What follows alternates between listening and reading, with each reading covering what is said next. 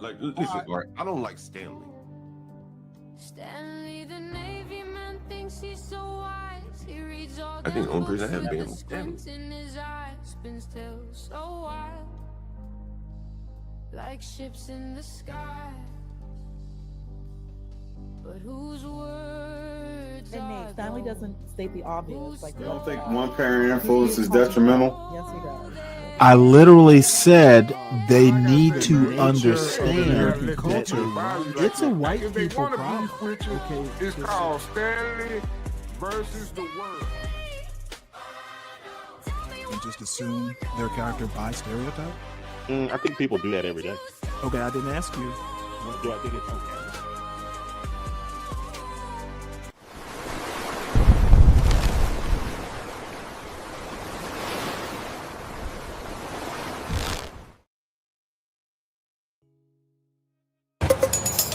I've been to 41 countries, fell in love with Vietnam. Out here, I have my most valuable asset, which is my time. I don't have to work full time out here. I think overall, I spend about $1,000 a month. I pay $400 US. The reason why I chose this apartment was because of the location. I wanted to be close to the beach. I'm like a 10-minute walk. There are delicious restaurants. It's close to the nail salons, massage parlors. I can get my hair done. There's little markets where I can do some grocery shopping. Prime location. I feel really safe in Southeast Asia. Here, I can walk around 3 o'clock in the morning and I know nothing's gonna happen to me. This is one of my favorite restaurants. The dumplings here are absolutely amazing. This meal is $2 and there's your dipping sauce.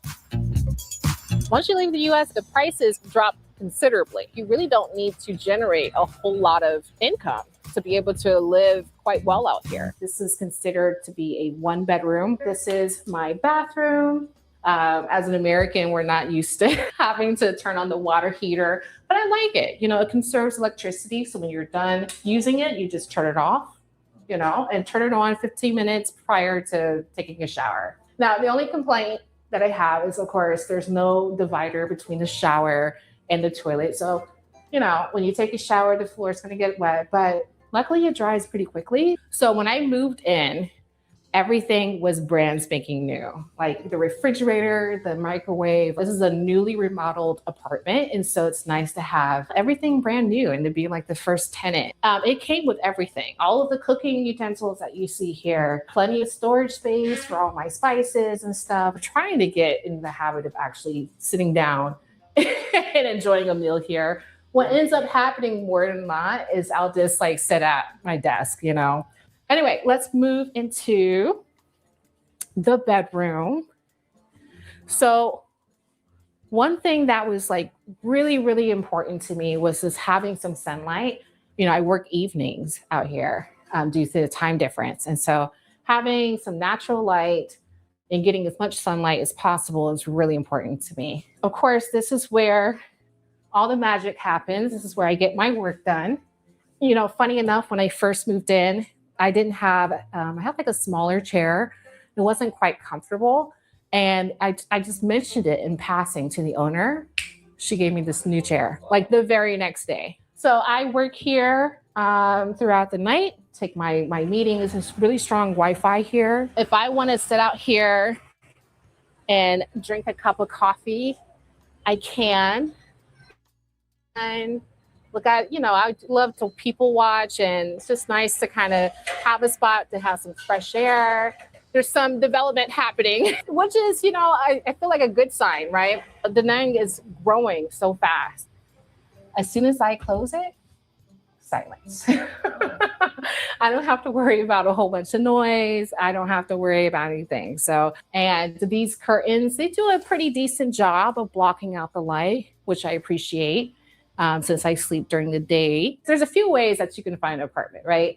I went on the Facebook Marketplace and just, you know, did some digging and found an ad for this place. So there's that. You can do it that way. There are also realtors that will help you find an apartment. They'll take you apartment hunting, and that's not fully needed. You can just find a place on Facebook Marketplace. And you sign a leasing agreement, as per usual. You pay a deposit. My lease is structured so that I have the opportunity to renew every 3 months, which is perfect for me. I thought I was only going to be in Vietnam for like 3 months and then I was going to scoot over to like China. But I loved it so much and was just feeling so comfortable. And, and I was like, you know what? I'm going to stay here another 3 months. And who knows what the future might bring. So, hi, my name is Natasha.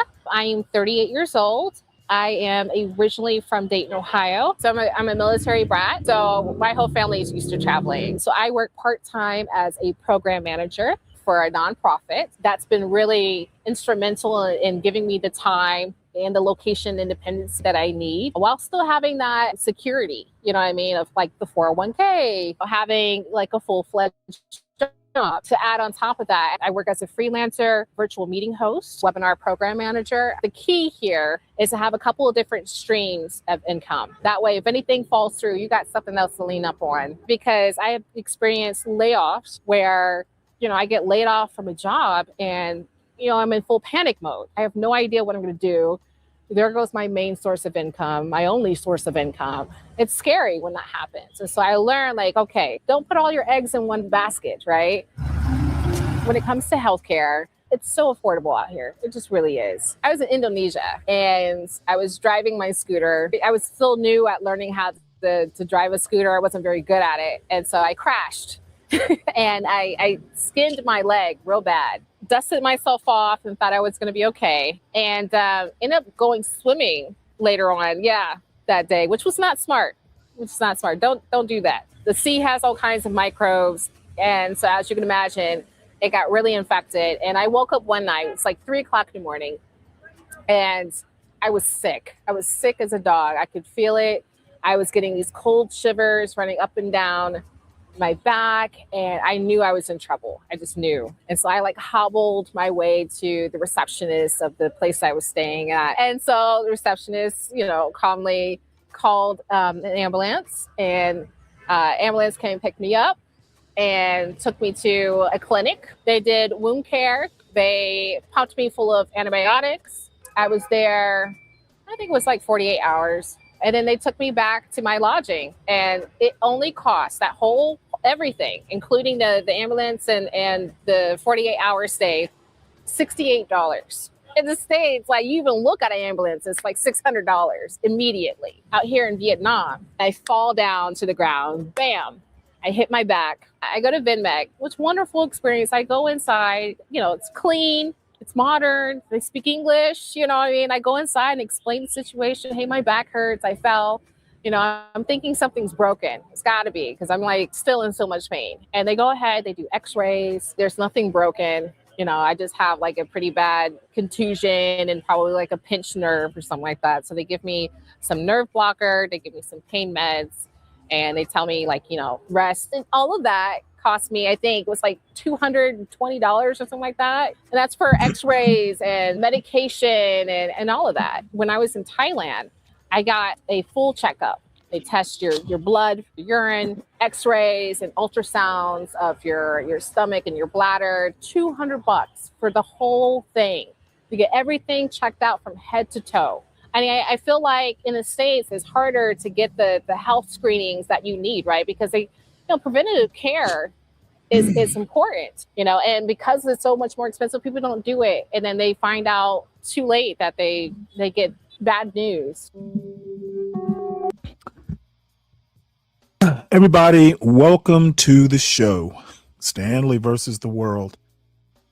Everybody, please make sure that you hit the like button. And if you are new to the channel, please make sure that you subscribe and check us out. It is, I'll just say we've got a 90-day probationary period. You can leave at any time. This is actually a fairly interesting video. My only comment is she seems very accident prone. With that, we'll just continue. Funny enough, I've never been to Asia. The only place I've ever been that I actually thought I could maybe live here, actually two places, and they were actually kind of similar: Barcelona and Haifa, Israel. They're both port towns, so they're on the water. And I just absolutely adored Haifa. Barcelona too. So Asia, I'm not sure if I could do that. Though this Vietnam looks nice.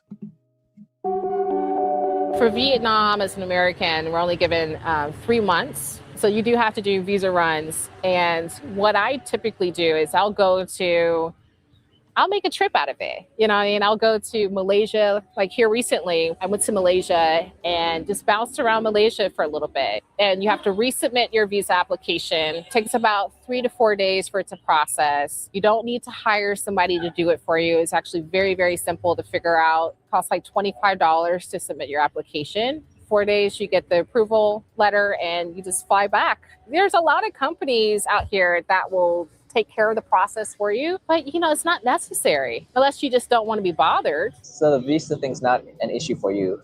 No, not at all, unless they change the rules. I know with Thailand here recently, they've stopped allowing Americans to keep exiting and re-entering their country. Now you have to get what's called the destination Thailand visa, which makes sense. I mean, it's another revenue stream for them, but it doesn't bother me. It just forces you to take a quarterly trip.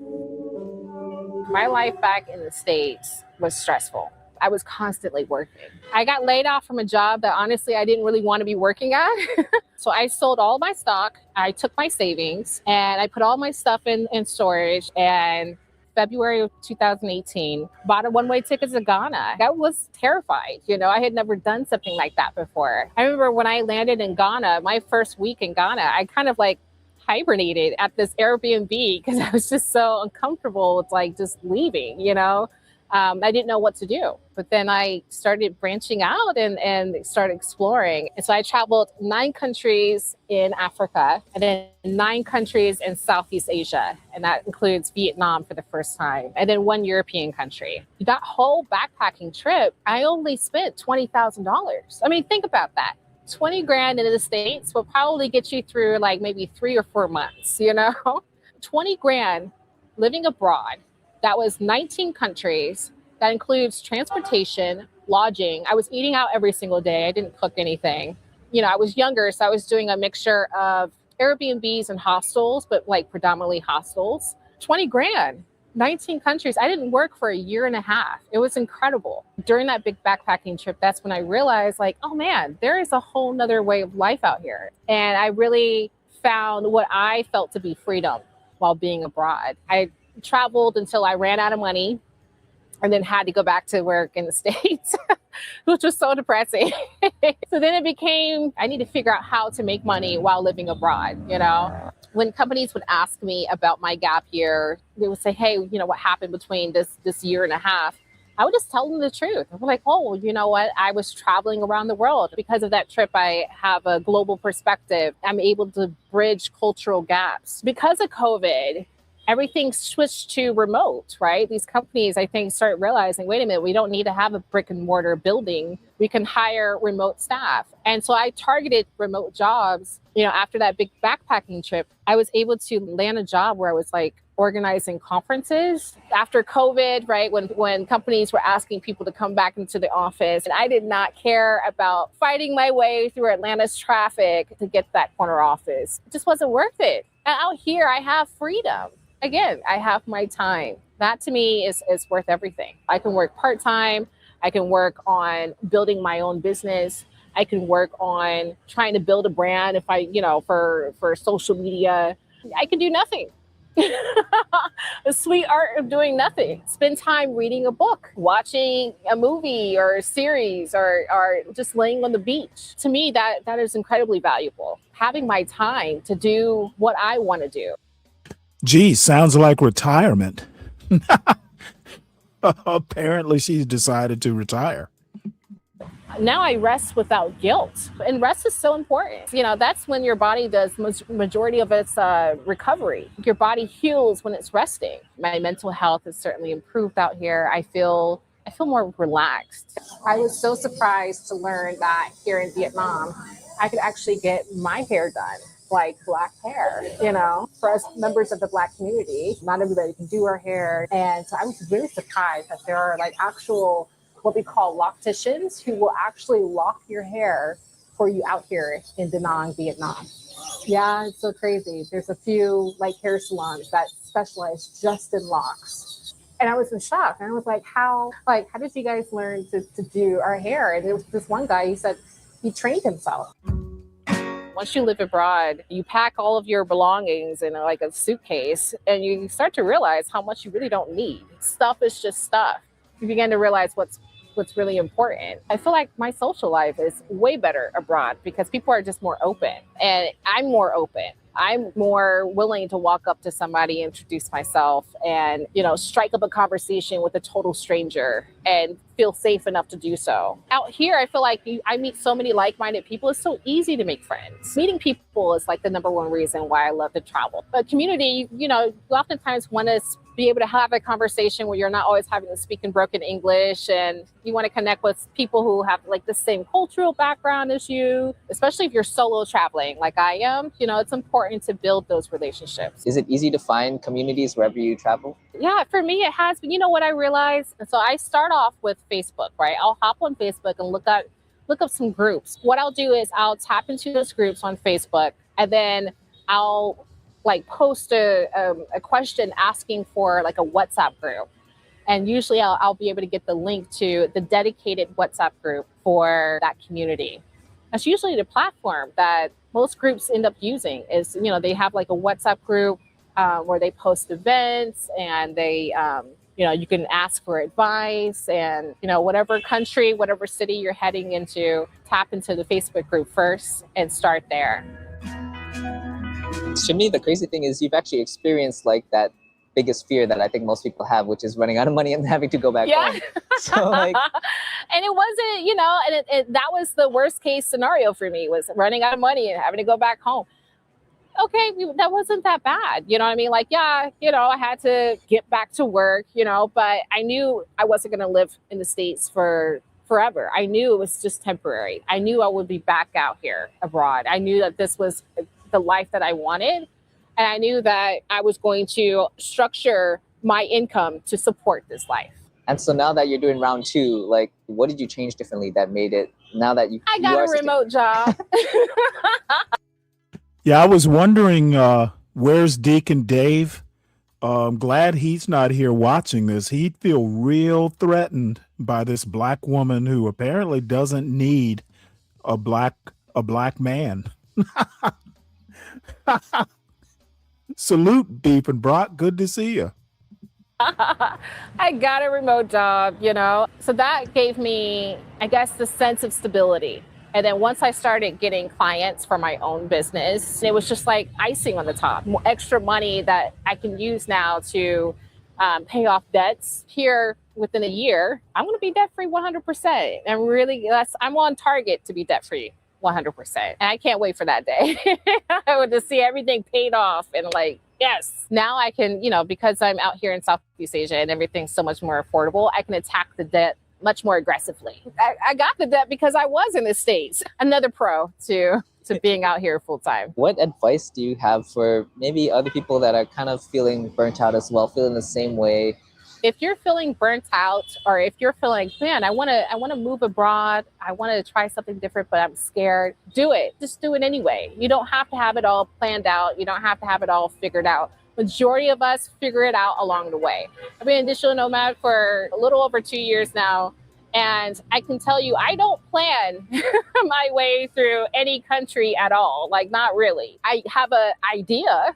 I'm I think I'm going to go to this country next. Oftentimes that can change, and it does. And that's part of the fun, is figuring it out along the way. And the more you do that, the more you begin to trust yourself to make decisions in real time, to be able to figure it out along the way.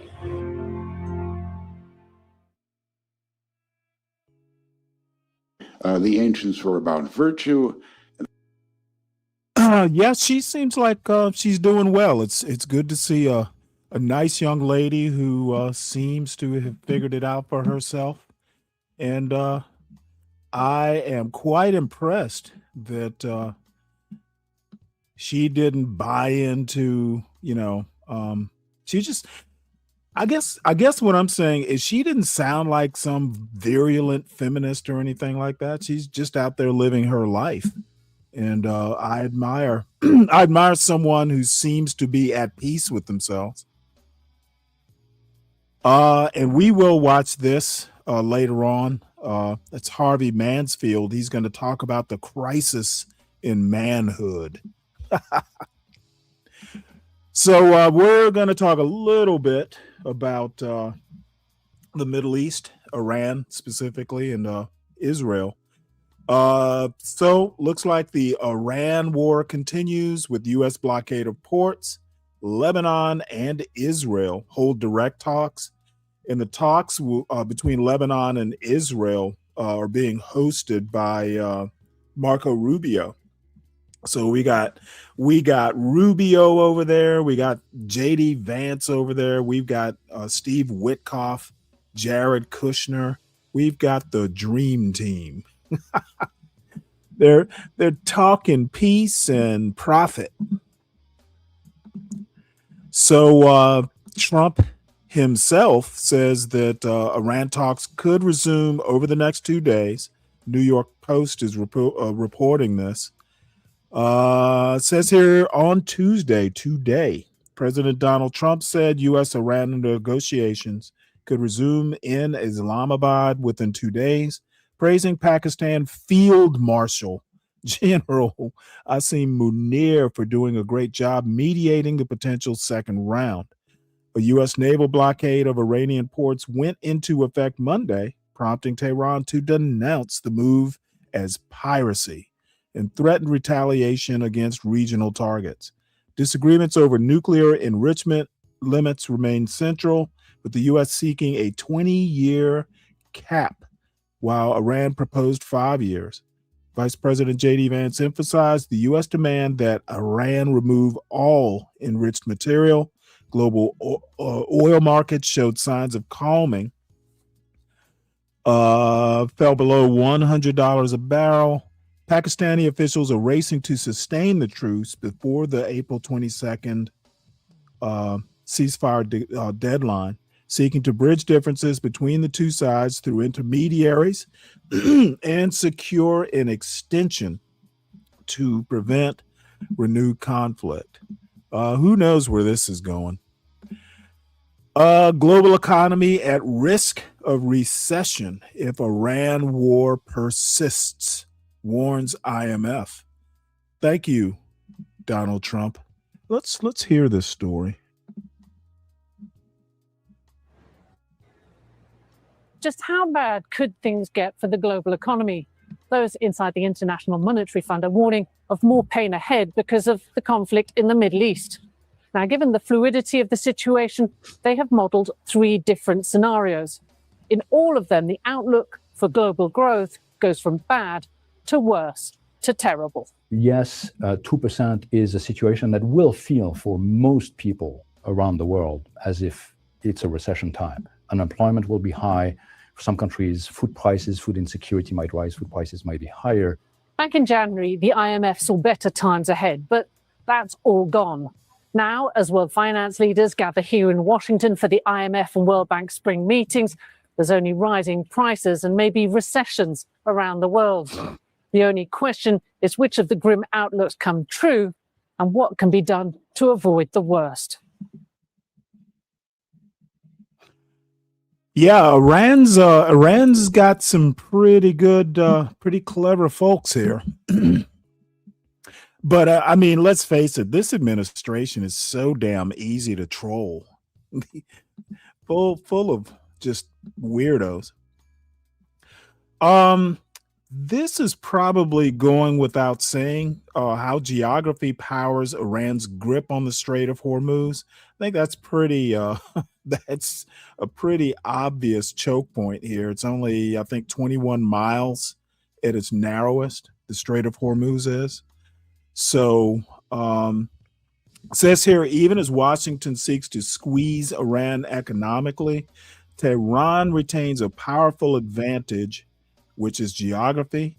Over 6 weeks of conflict, Iran has halted virtually all traffic in the strait by laying mines, according to its military forces, and exploiting the vulnerability created by its terrain.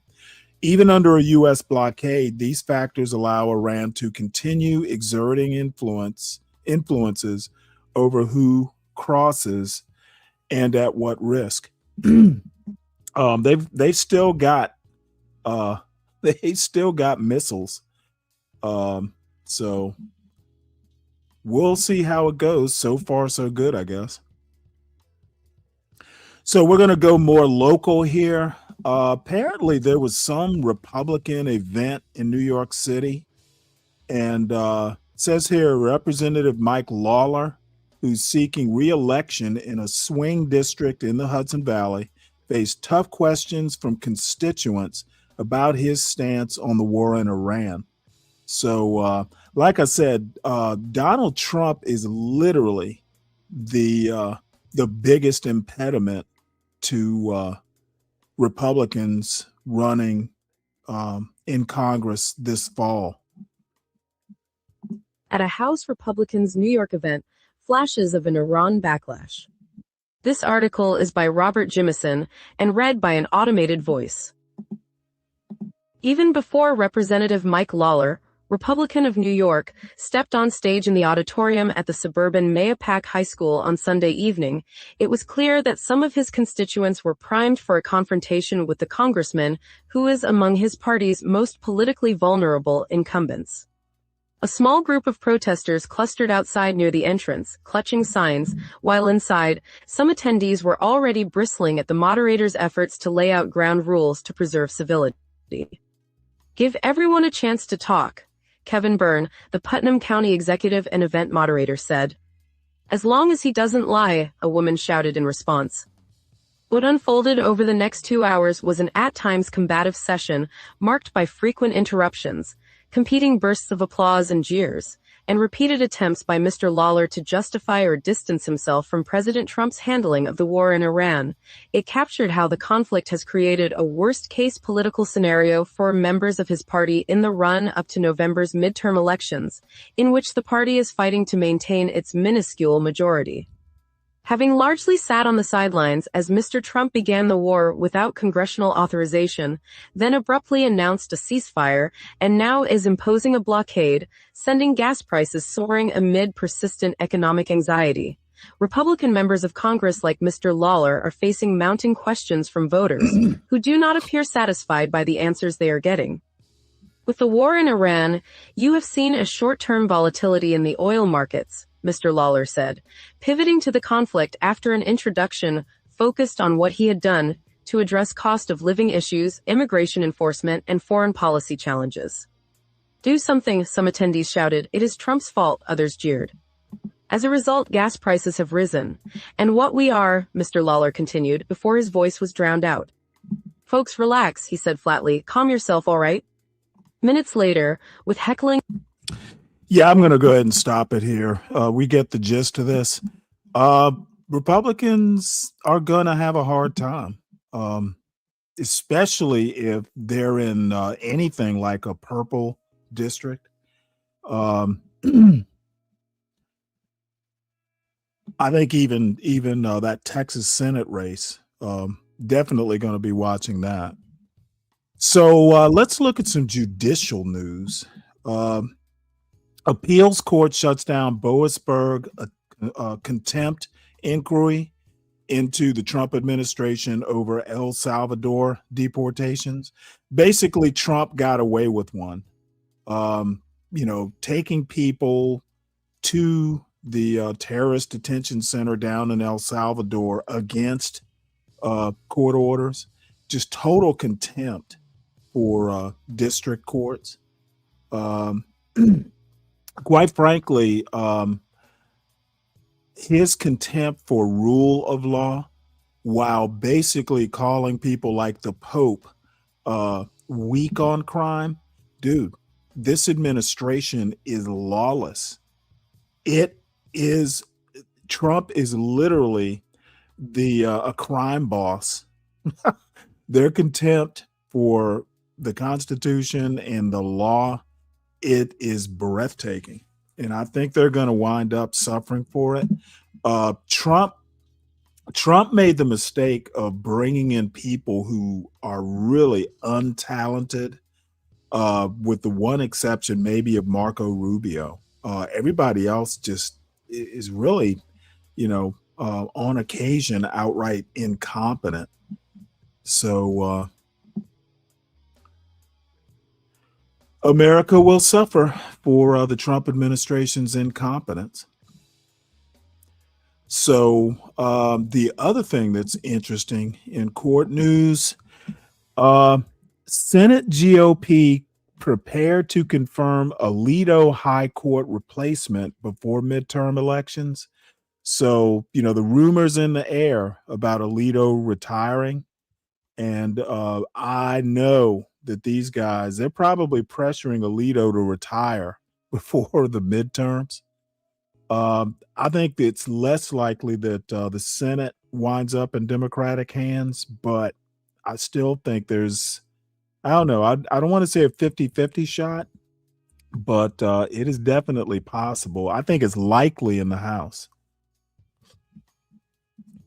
So everybody's panicking, if for some reason or another, but it really doesn't matter. The president and who he nominates, unless the person is, like Harriet Myers or Robert Bork level unqualified for one reason or another. I don't even know why they're scrambling. It'll be fine. Trump will get whoever he wants, within reason, of course. So we're going to go more local here. New York City. Apparently, there was an assassination plot on some Palestinian activist in the New York City area, and it turns out there is a radical Zionist group. It's out there trying to pick off Palestinian activists on U.S. soil, no doubt. That's gonna help Israel a lot. By the way, I saw a poll. Israel is about as unpopular in U.S. polling as it's ever been. So apparently this, what is it called? The Jewish Defense League. I don't know that I'd ever heard of the JDL, Jewish Defense League, but apparently it is some JDL brotherhood, an offshoot of the extremist Jewish Defense League. The attack was averted because the man, Alexander Heifler, 26, discussed his plans to kill the activist, Nurdin Kiswani, 31, with a member of JDL 613, who is an undercover detective, the authorities said. So the disrupted plot has drawn attention to a renewed current of Jewish radicalism in New York, one that combines far-right Zionism and the obsession with masculinity that prevails in the manosphere. Jesus Christ. It's these manosphere idiots. Manosphere and Zionism. Wow. Wow. Oh, okay. Apparently there was almost a school strike, like a teacher strike in the LA Unified School District, and seems they have averted it. Schools to remain open today. So apparently the teachers and the administration out there have reached an agreement. Mayor Bass says she stepped into the negotiations and apparently she won. So looks like the teachers unions got what they wanted out there. Good for them. So we're gonna wind this down. This was an interesting chart. As everyone knows, occasionally, I'll get a chart or something from the USDA's Economic Research Service. Apparently, peanut butter consumption is up 6% from the 10-year average. Who knew that peanut butter consumption was even tracked? So I bring you interesting and useful news all the time. And peanut butter. By the way, every now and again, I'll get like a bag of 5 pounds of raw shelled peanuts from my father. He's got a friend who has some sort of peanut business, I guess. So I literally take, I'll roast peanuts in a sheet pan. Takes about 20 minutes, and dump them into a food processor and just basically make homemade peanut butter. It's surprisingly easy, and it keeps surprisingly well. I don't know what it is about peanut butter, but I'm sure it can spoil, but it does not spoil easily. So if anybody ever gets a bunch of raw shelled peanuts, toss them in a food processor and make your own peanut butter. I talked the other day, I usually, believe this or not, I'll put just like a teaspoon of salt and like a tablespoon of curry powder into it. And then I also add maybe a tablespoon of honey. And the peanut butter is better than anything you can get in a grocery store. It puts Jif to shame. You know what? I don't do that. Now, I do keep it in the refrigerator. After I food process it, I put it in a plastic quart jar, with the snap on top. I just keep it in the refrigerator, and it seems fine. And goes, usually I'll just put it on saltine crackers or something as a relatively healthy snack. Sometimes while I'm doing the show. So I figured we got so many potheads.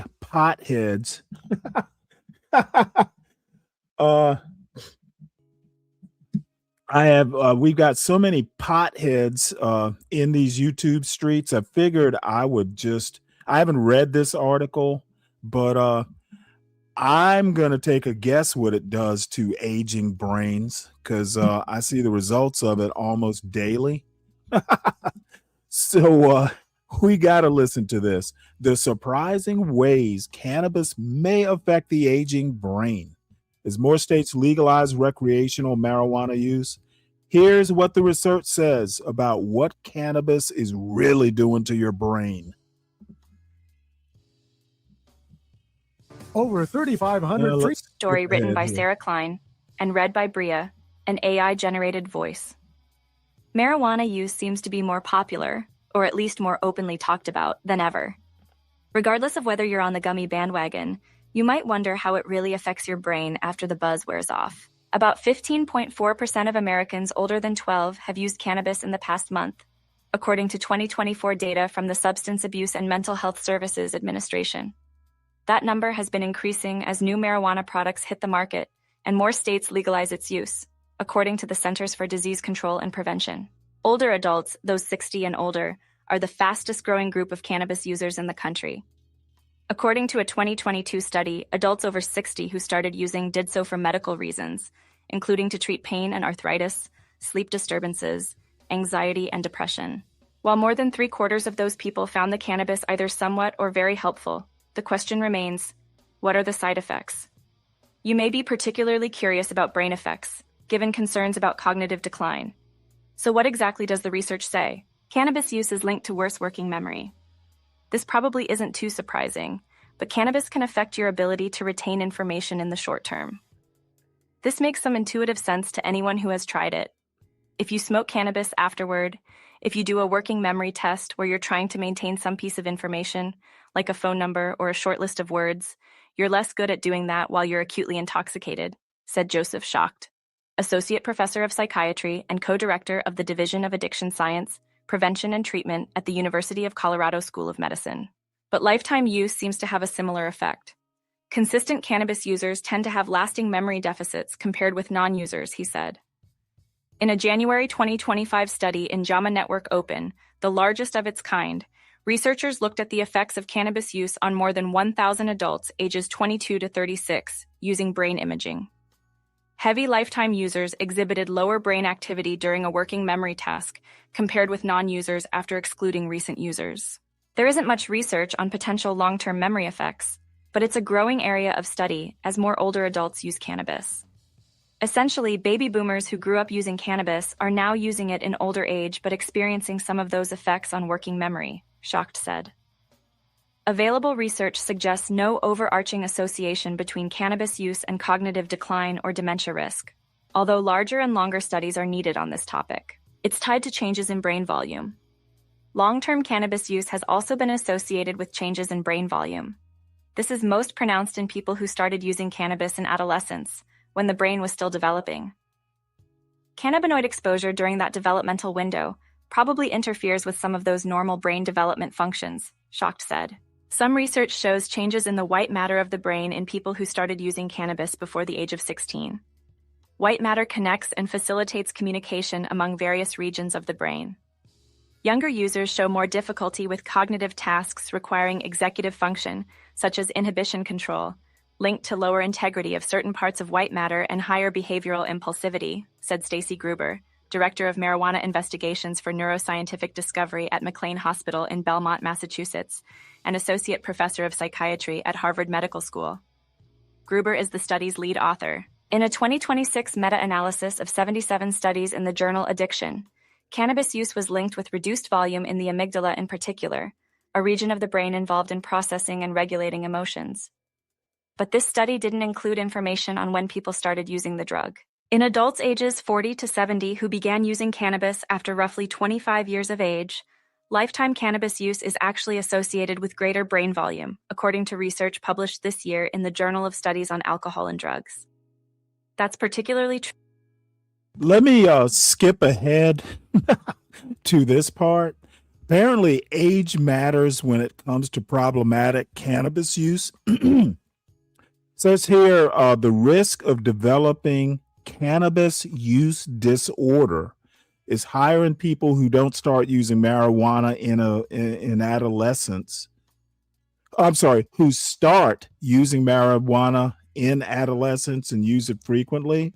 It doesn't mean that every single person who uses cannabis at an early age is going to have a problem, but our work and the work of others demonstrates that earlier onset of recreational cannabis use, along with more frequent and higher magnitude of use, is usually associated with worse potential outcomes.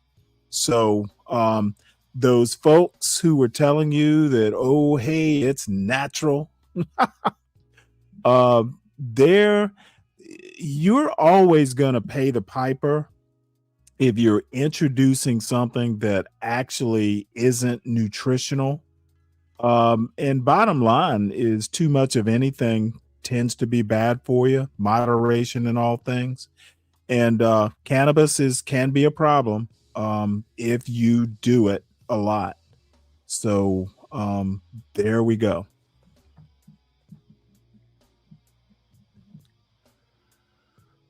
Lifetime cannabis use.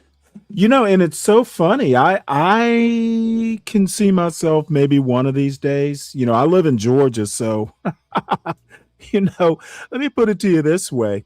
I was shocked when I moved back to Georgia almost 10 years ago now that they sold alcohol on Sundays, because the last time I lived in Georgia before that, I used to have to go over to South Carolina to get beer on Sundays when I lived in Savannah. So that they sold beer, like I can get beer delivered on a Sunday with Uber. That's like, the heavens opening up. I remember way back in the 70s, or maybe it was the early 80s, like getting the lottery in Georgia was a big deal because for years they've been like, nope, no lottery for us. That's gambling, etc. So getting cannabis legalized in Georgia, I would not be surprised if it doesn't happen in my lifetime. So if it does happen, that will just be a big hallelujah. But I don't see, I haven't done it, decades. So picking up the habit now, I'm kind of on the fence. And even so, I like candy, like gummy bears. So if I could get it in a gummy bear or jelly bean, I'd probably be more inclined. All right, so let's move on. This is interesting, and this is my beloved Marietta Patch, a more local newspaper to me. So major convenience store plans mass closures. Here's what it could mean for Georgia locations. Apparently, the parent company of 7-Eleven plans to close 645 convenience stores across North America, potentially including some in Georgia in 2026, as part of a broader effort to streamline operations and revamp its business model.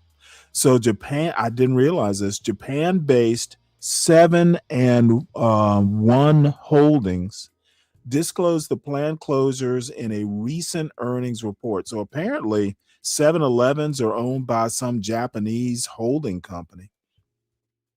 So in Georgia, 7-Eleven primarily, and this I didn't know, in Georgia, 7-Eleven primarily operates as Speedway stores. I had no fucking clue. However, there are 7-Eleven locations in Chickamauga and Ringgold, both in Georgia. Wait, Chickamauga, that's not in Georgia. That's in Tennessee, I thought. I have to look that up. I can't remember now.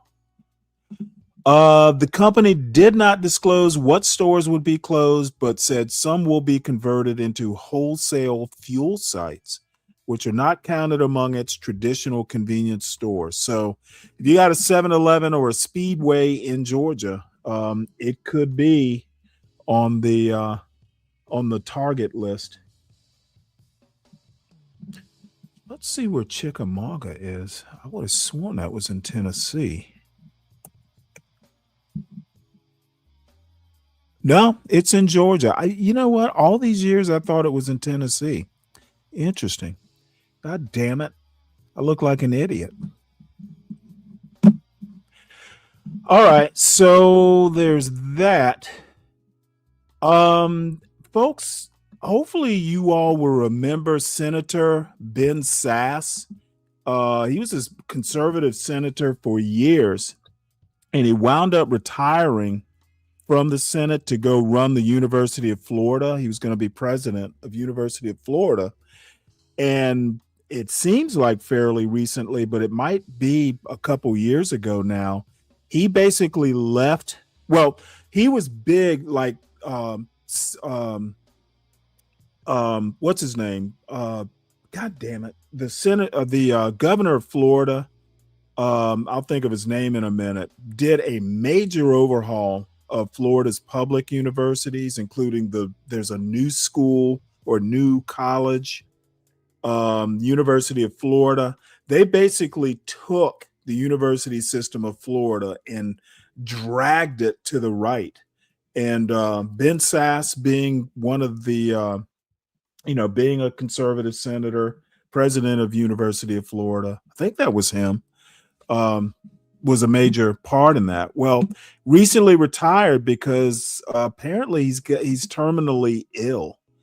So this is Ben Sasse, how Ben Sasse is living now that he is dying. The former senator wants to heal the America he's leaving behind. It's kind of a sad story, if not outright shocking, but I'm going to play it anyway because I think it's important. I had a pharmacist call me up. I think it's important, even if I disagree with him politically. He's a very brave person.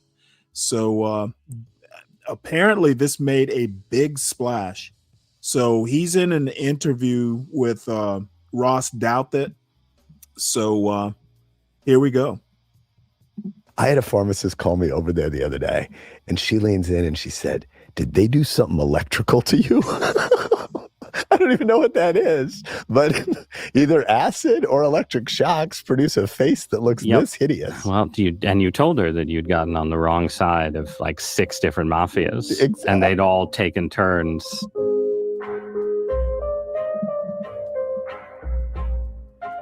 How would you live if you knew when you were going to die? Former Republican Senator Ben Sasse of Nebraska announced today that he has been diagnosed with stage 4 pancreatic cancer and is not expected to live much longer. Ben Sasse served in the United States Senate for 8 years, where he was a civic-minded and, by his own account, somewhat ineffectual senator. We decided to forget what civics are and allow politics to swallow everything. What we need as a nation more than anything else is more gratitude, not more grievance. He left politics and became president of the University of Florida. This university must be a place for big-hearted disagreement and open dialogue. Today, he's facing his own mortality, which he thinks has given him clarity, sharpening his focus on his wife and 3 children and on the God that he expects to shortly meet. But he's also doing a lot of talking. Just had a piece in the Wall Street Journal 3 days ago. It was written on morphine. We should laugh at death. It's terrible, but it's not going to win. Death doesn't get the final word. And he's doing interviews like this one to talk about what life is like on the threshold of the undiscovered country. Ben Sasse, welcome to Interesting Times. These are interesting times. Good to be with you, Ross. It's a pleasure to have you. And I want to start with an important question, which is, why are we here? And I don't mean why we're here in this physical location. We're taping this in Austin, Texas. And I also don't mean the cosmic question. I think we'll get to that at the end. But here, taping this conversation, because people facing a terminal diagnosis have a lot of options, right?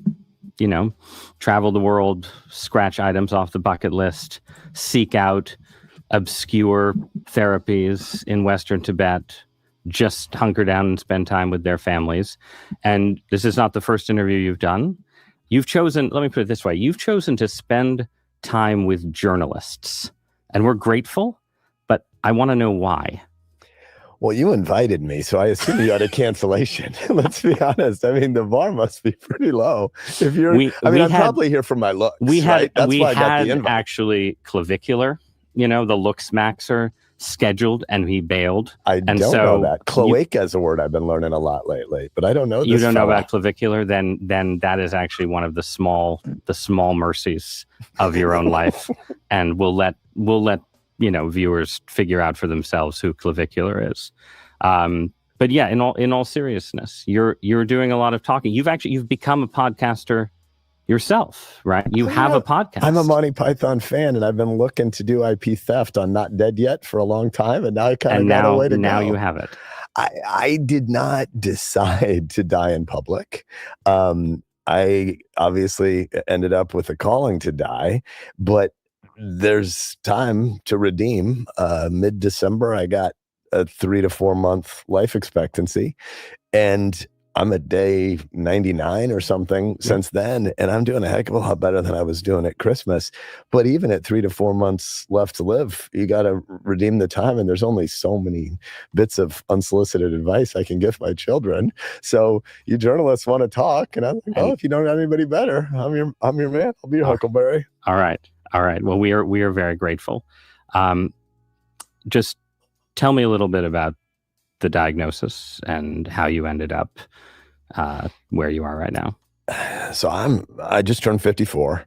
So you get into your 30s, 40s, and 50s. You're like, how do I stay fit? And so I used to do a lot of sprint triathlons.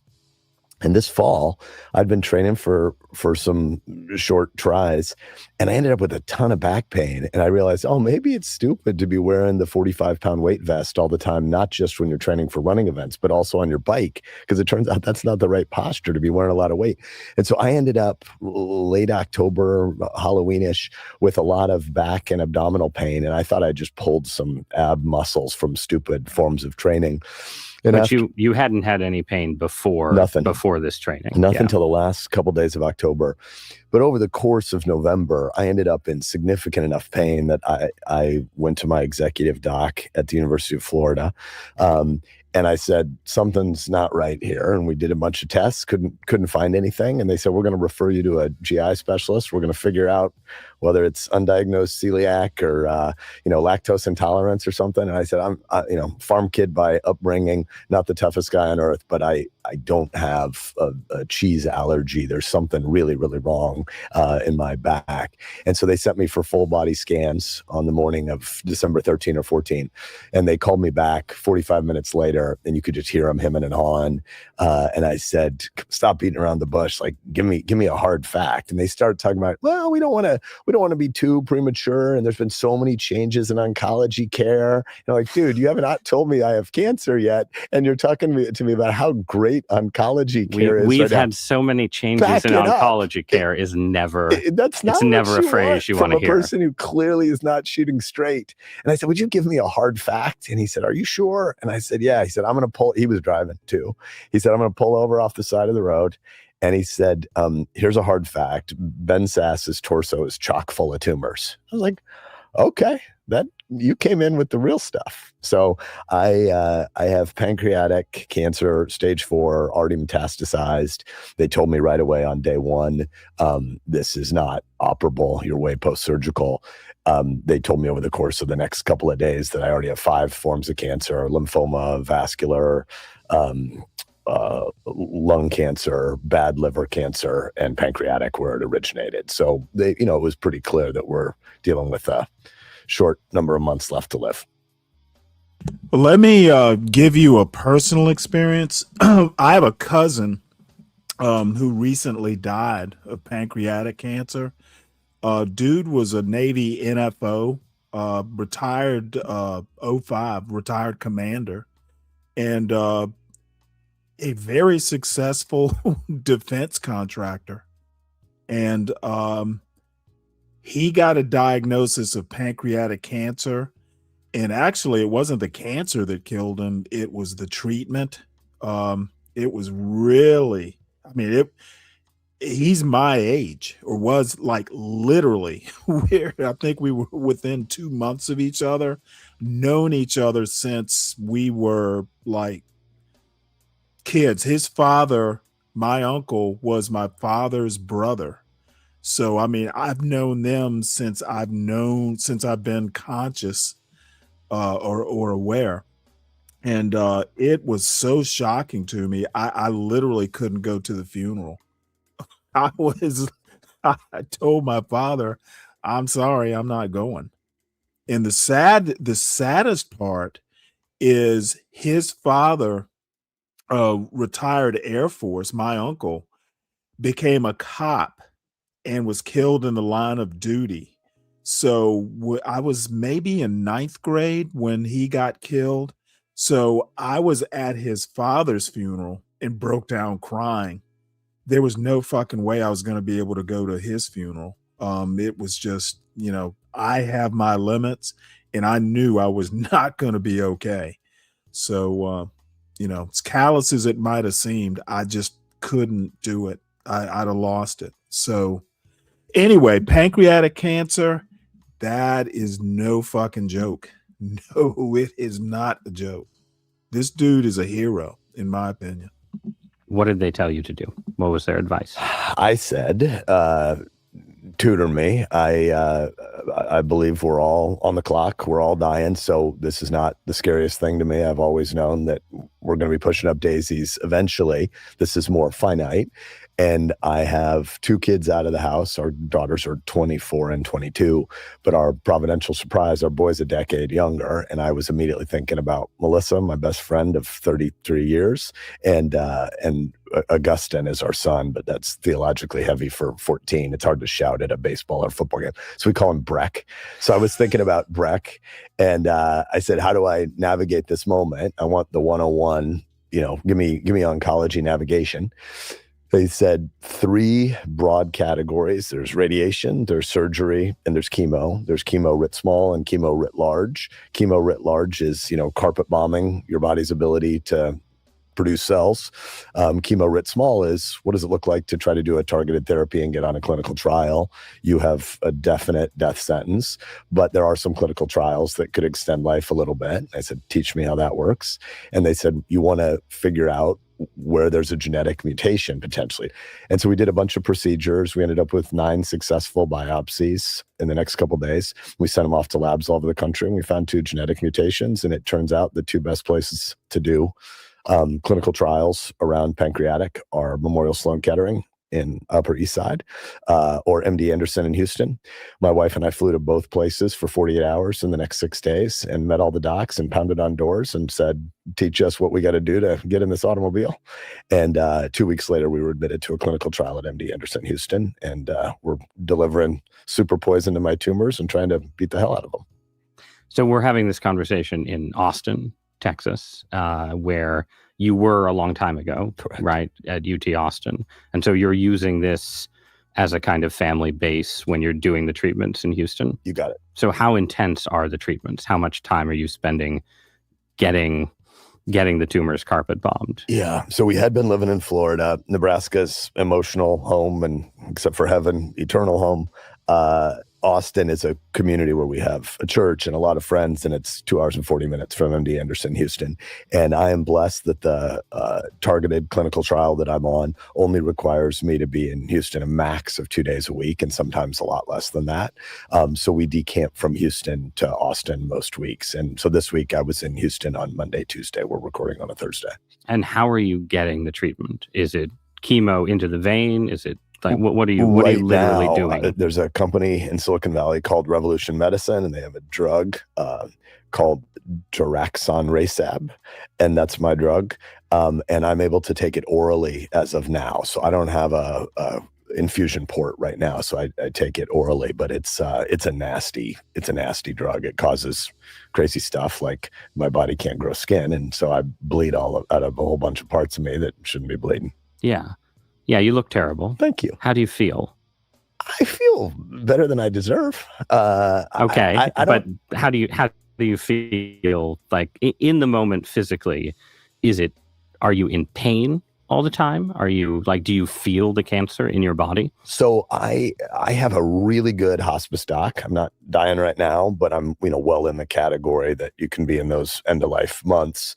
And she's spectacular. She's just walking wisdom. And she said to me early on, when you're dying of an abdominal disease, you got an algorithm that's managing 4 variables. You have tumor-driven pain. You have cancer and treatment-driven nausea. You're managing a diarrhea to constipation continuum, and you got energy and fatigue. So when you go talk to a docs like to, especially those that don't have the greatest bedside manner, they like to talk about their specialty, or they like to get you off the issue you're talking about so they can talk again. And she said, if you lead with any of I've never noticed that about our friends in the medical profession. She said, if you lead with any of your 4 problems, there is a drug for that. Medicine can manage any of those 4 problems: energy, undercarriage, nausea, or pain. But the problem is the drug will probably mess up the other 3 variables. And so you got to figure out how you want to manage the variables. So I was in a ton of pain early on because I had some pancreatic tumors that were essentially pushing on my spinal column. And so liver and pancreas, rib cage in the front, and they're pushing out the back into my spine. And I was on 55 milligrams of morphine as soon as diagnosed. And that's, you're high as a kite. And we drove down my pain a lot. But since then, the drug has shrunk the tumors so much that I was willing to dial back up a little bit of pain to get a little bit of energy back and to be able to have a little more control of my nausea, etc. So I'm down to only about 30 milligrams a day of morphine. And I'd say my pain is, 80% reduced from where I started. So I manage nausea a lot. There's strong waves of desire to puke. And when my face isn't bleeding, I'm actually pretty good with the puking. I mean, I don't like it, but you can throw up and you're through it. So anyway, enough whining. But that's so the pain, let's say 0 to 10 scale right now, sitting here talking to me. Oh, it's not bad. It's 4. not bad. Okay. Yeah. Okay. But it was up at like 8. Yeah. Yeah. And how does your face and skin feel? Nuclear. Yeah. Okay. You know like when you burning, bubbling. Yeah. I was I'm in a pharmacy every day, right? Like I'm keeping a lot of that industry employed right now. There's the drop off part and then there's the pickup part, but there's that little like weird curtain in the corner that says consult. I always figured that was just a place to talk about STDs. Like I didn't know what it was, but I just figured they called you over there if there was like some section an unusual wart. Yeah, exactly. Let me, I don't know. I'm not exactly apologizing. I've been, kind of looking at the chat and, when you get up to my age, it's something everybody's going to have to face. it probably stares me and someone like Brian in the face a little bit more directly than some of the younger folks.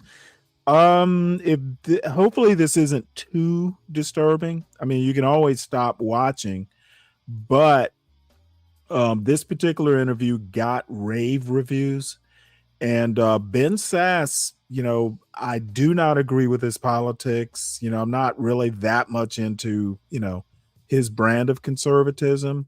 However, he has been a venerable public servant as a senator and as the president of the University of Florida. He stepped down due to, this illness, and he seems to be very stoic in the way he's approaching it, and he's to be admired. Politics don't matter now, so hopefully it's not too disturbing. There's something growing here that I don't know how to make sense of. I had a pharmacist call me over there the other day, and she pulled the curtain. I don't know what's going on. I'm like, do I got another problem I don't even know about? And she leans in and she said, "Did they do something electrical to you?" I don't even know what that is, but either acid or electric shocks produce a face that looks this hideous. Well, you told her that you'd gotten on the wrong side of like 6 different mafias, Exactly. and they'd all taken turns. I said, listen, I was at the local Walmart, and they're going to have to get a handle on all those kids with the bowls of acid running around in the aisles. I'm a victim. So the tumors are smaller right now. Crazy smaller. My tumors this week are down 76% from December 29th. Tumor volume in my torso is down 76%. So if they can knock tumor volume down 76%, why can't they keep you alive for 20 years? Great question. And I have to keep answering this one from my mama. Yeah, no, I can imagine that some people closer to you than I am had that question. The way it's been explained to me, and I don't know squat about biology, but the way it's been explained to me, you could look out at your lawn and say, there are only 6 dandelions out there. I could weed those. And they say, yes, but look at your neighbors to the north and to the south. Both of their yards are chock full of dandelions. 2 or 3 or 4 mornings from now, that's your yard. You've already seeded everything. And so even though my pancreas tumors look on the scans like, let's get these before and after images blown up and put them on the wall, they've already seeded so many other kinds of cancer that it's probably just not something you can ever catch up on. There's too much whack-a-mole. Is there anyone who's gotten better? Not from stage 4? No, not on this regimen. The way that I have an unbelievable team. Shubham Pant and Bob Wolf are 2 of my main lead oncologists at MD Anderson, and they're rock stars.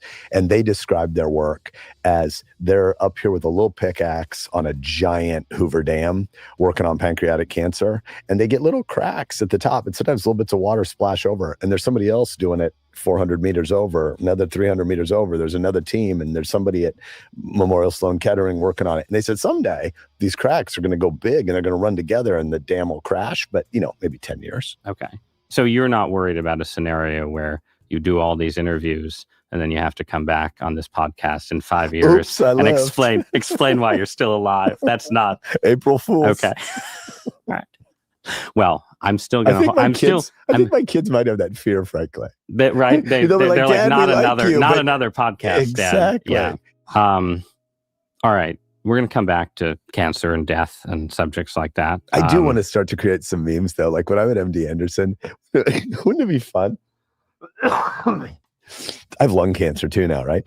Wouldn't it be fun to just start smoking cigarettes outside the front door at MD Anderson? Just have people posting photos of that. Well, like, you have full-on cigars. for listeners and viewers who don't know, there's a famous, I don't know if it's technically a meme, but there's a famous image of you when you were a senator, sitting outside the Senate. Were you with Chuck Schumer, right? So what's crazy is that the photographer, who I later found out was hiding behind a tree for like an hour. This is what journalism is. I want to give Senator. this dude credit. Like this is the hunt. I'm not interesting, but he was on a hunt.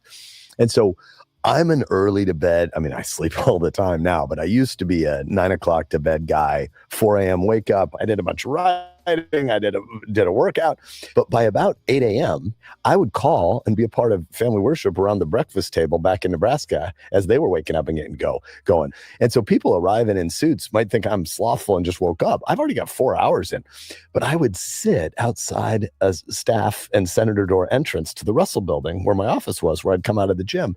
And I looked like a dude who just either woke up hungover It looked or like just you. worked No, it out. looked like you were ready for a pickup basketball game, that's or right. you had just lost a pickup basketball And game. I was one wearing of the two. Umbro shorts, 30 years out of date, But I was sitting there, and a lot of my colleagues are coming in, and we end up in a series of conversations where Schumer is standing there perennially. Right. And in his full, he's fully in majority suit. minority leader suit. Right. So a lot of times he'd come in not having yet showered, but wearing the suit that he was going to wear for the day, but he's got full on, bed head.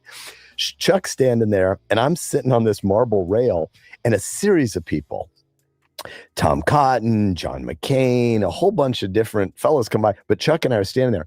But Schumer talks with his hands, like, very Brooklyn, and his hands are waving around, and there's this piece of metal that's off the Russell building that looks like a giant joint. And because he keeps talking with his hands, at different points, it looks like he's got, a 13-inch reefer hanging out of his hand. And I'm talking there clearly just, out high outside of a wedding. And McCain is buttoned up.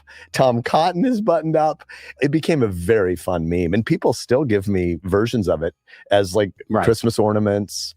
That's good. Well, we need to get someone to Photoshop, just as you were gesturing there, a giant blunt into your hand. And this can be the equivalent of was it Joe Rogan where Elon Musk was smoking up, right? So, in interesting times, there's some high times, interesting times crossover we can do with this that's meme. Very good. Well done. We'll get our people to work on it. You've got other more pressing concerns.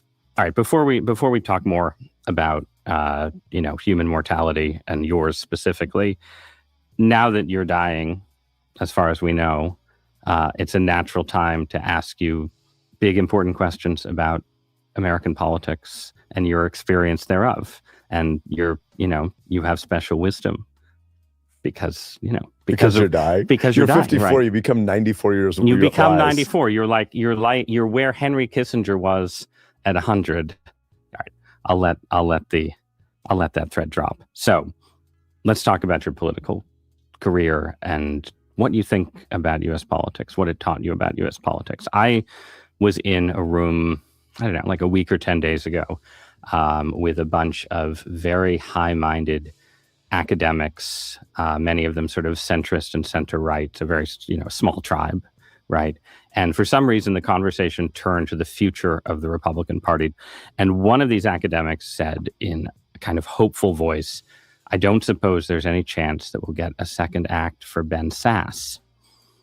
And there was sort of this pause, and then I had to be the one who said, well, probably not. It's a low, I wouldn't go on, Kalshi or Polymarket and bet on that. No, more the morphine person, for the lot of you. More morphine. This person had not heard about your cancer diagnosis. But I did think that moment was a good way of thinking about your own constituency in politics, which was there were people who loved Ben Sasse, and they tended to be what you might call sort of civic-minded, not super partisan conservative centrists and a few liberals. But also for a lot of those people, I think your career was kind of Well, I'm gonna be honest, and I understand what you're saying, Moxie. But my 2 cents is, look, uh, Ben Sass has been an important person. I think the topic is very important, and I frankly like the clinical approach. We talk all the time on YouTube's version of the manosphere and red pill and stuff. This interview is very red pill. It's measured, it's on point. They are not shedding tears or anything like that. Just I like it. I highly approve of this, and I'm very impressed at the both of them. And again, I don't necessarily, go with their politics, but both well, Ross Doubt that I tend to admire, though I do find him sometimes kind of twee. Ben Sass, I don't know as well. I just know of him. I'm impressed with the both of them.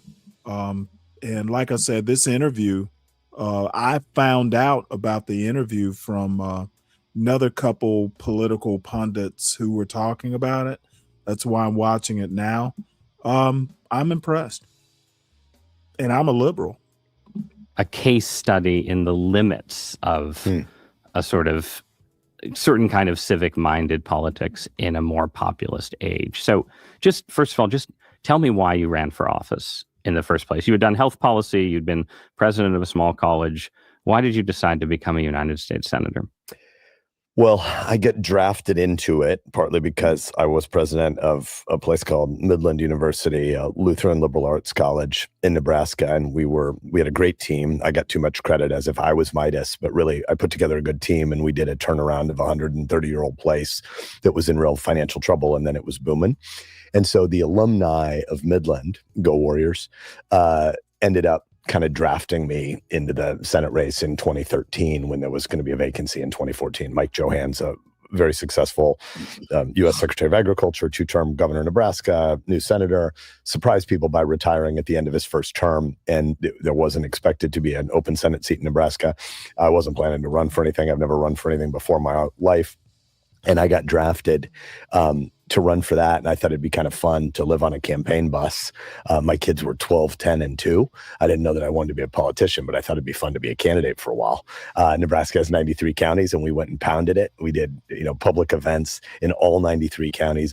And I don't say that to be self-serving. I say it to mean that not having intended to be a politician and just having a real conversation with my neighbors. Nebraska is only 2 million people. It's a lot of area to cover, but only 2 million people. And I pretty much got to know everybody. So we had a great time as a family on the campaign trail, but I just want to acknowledge I wasn't a very good politician. I am way too idealistic about what I believe in America to be a very good deal maker. And if I had it to do over again, I would be a little more pragmatic realist about some of the deal making needs. But big picture, you said, what did I learn? Well, just pause there. Yeah. When you got into the Senate, every senator gives a maiden speech. And you I waited a year because it was the old tradition. You waited a year, right, which was itself, I think, an example of what the Ben Sass brand was at that moment. Just tell listeners and viewers what you said in that speech, roughly.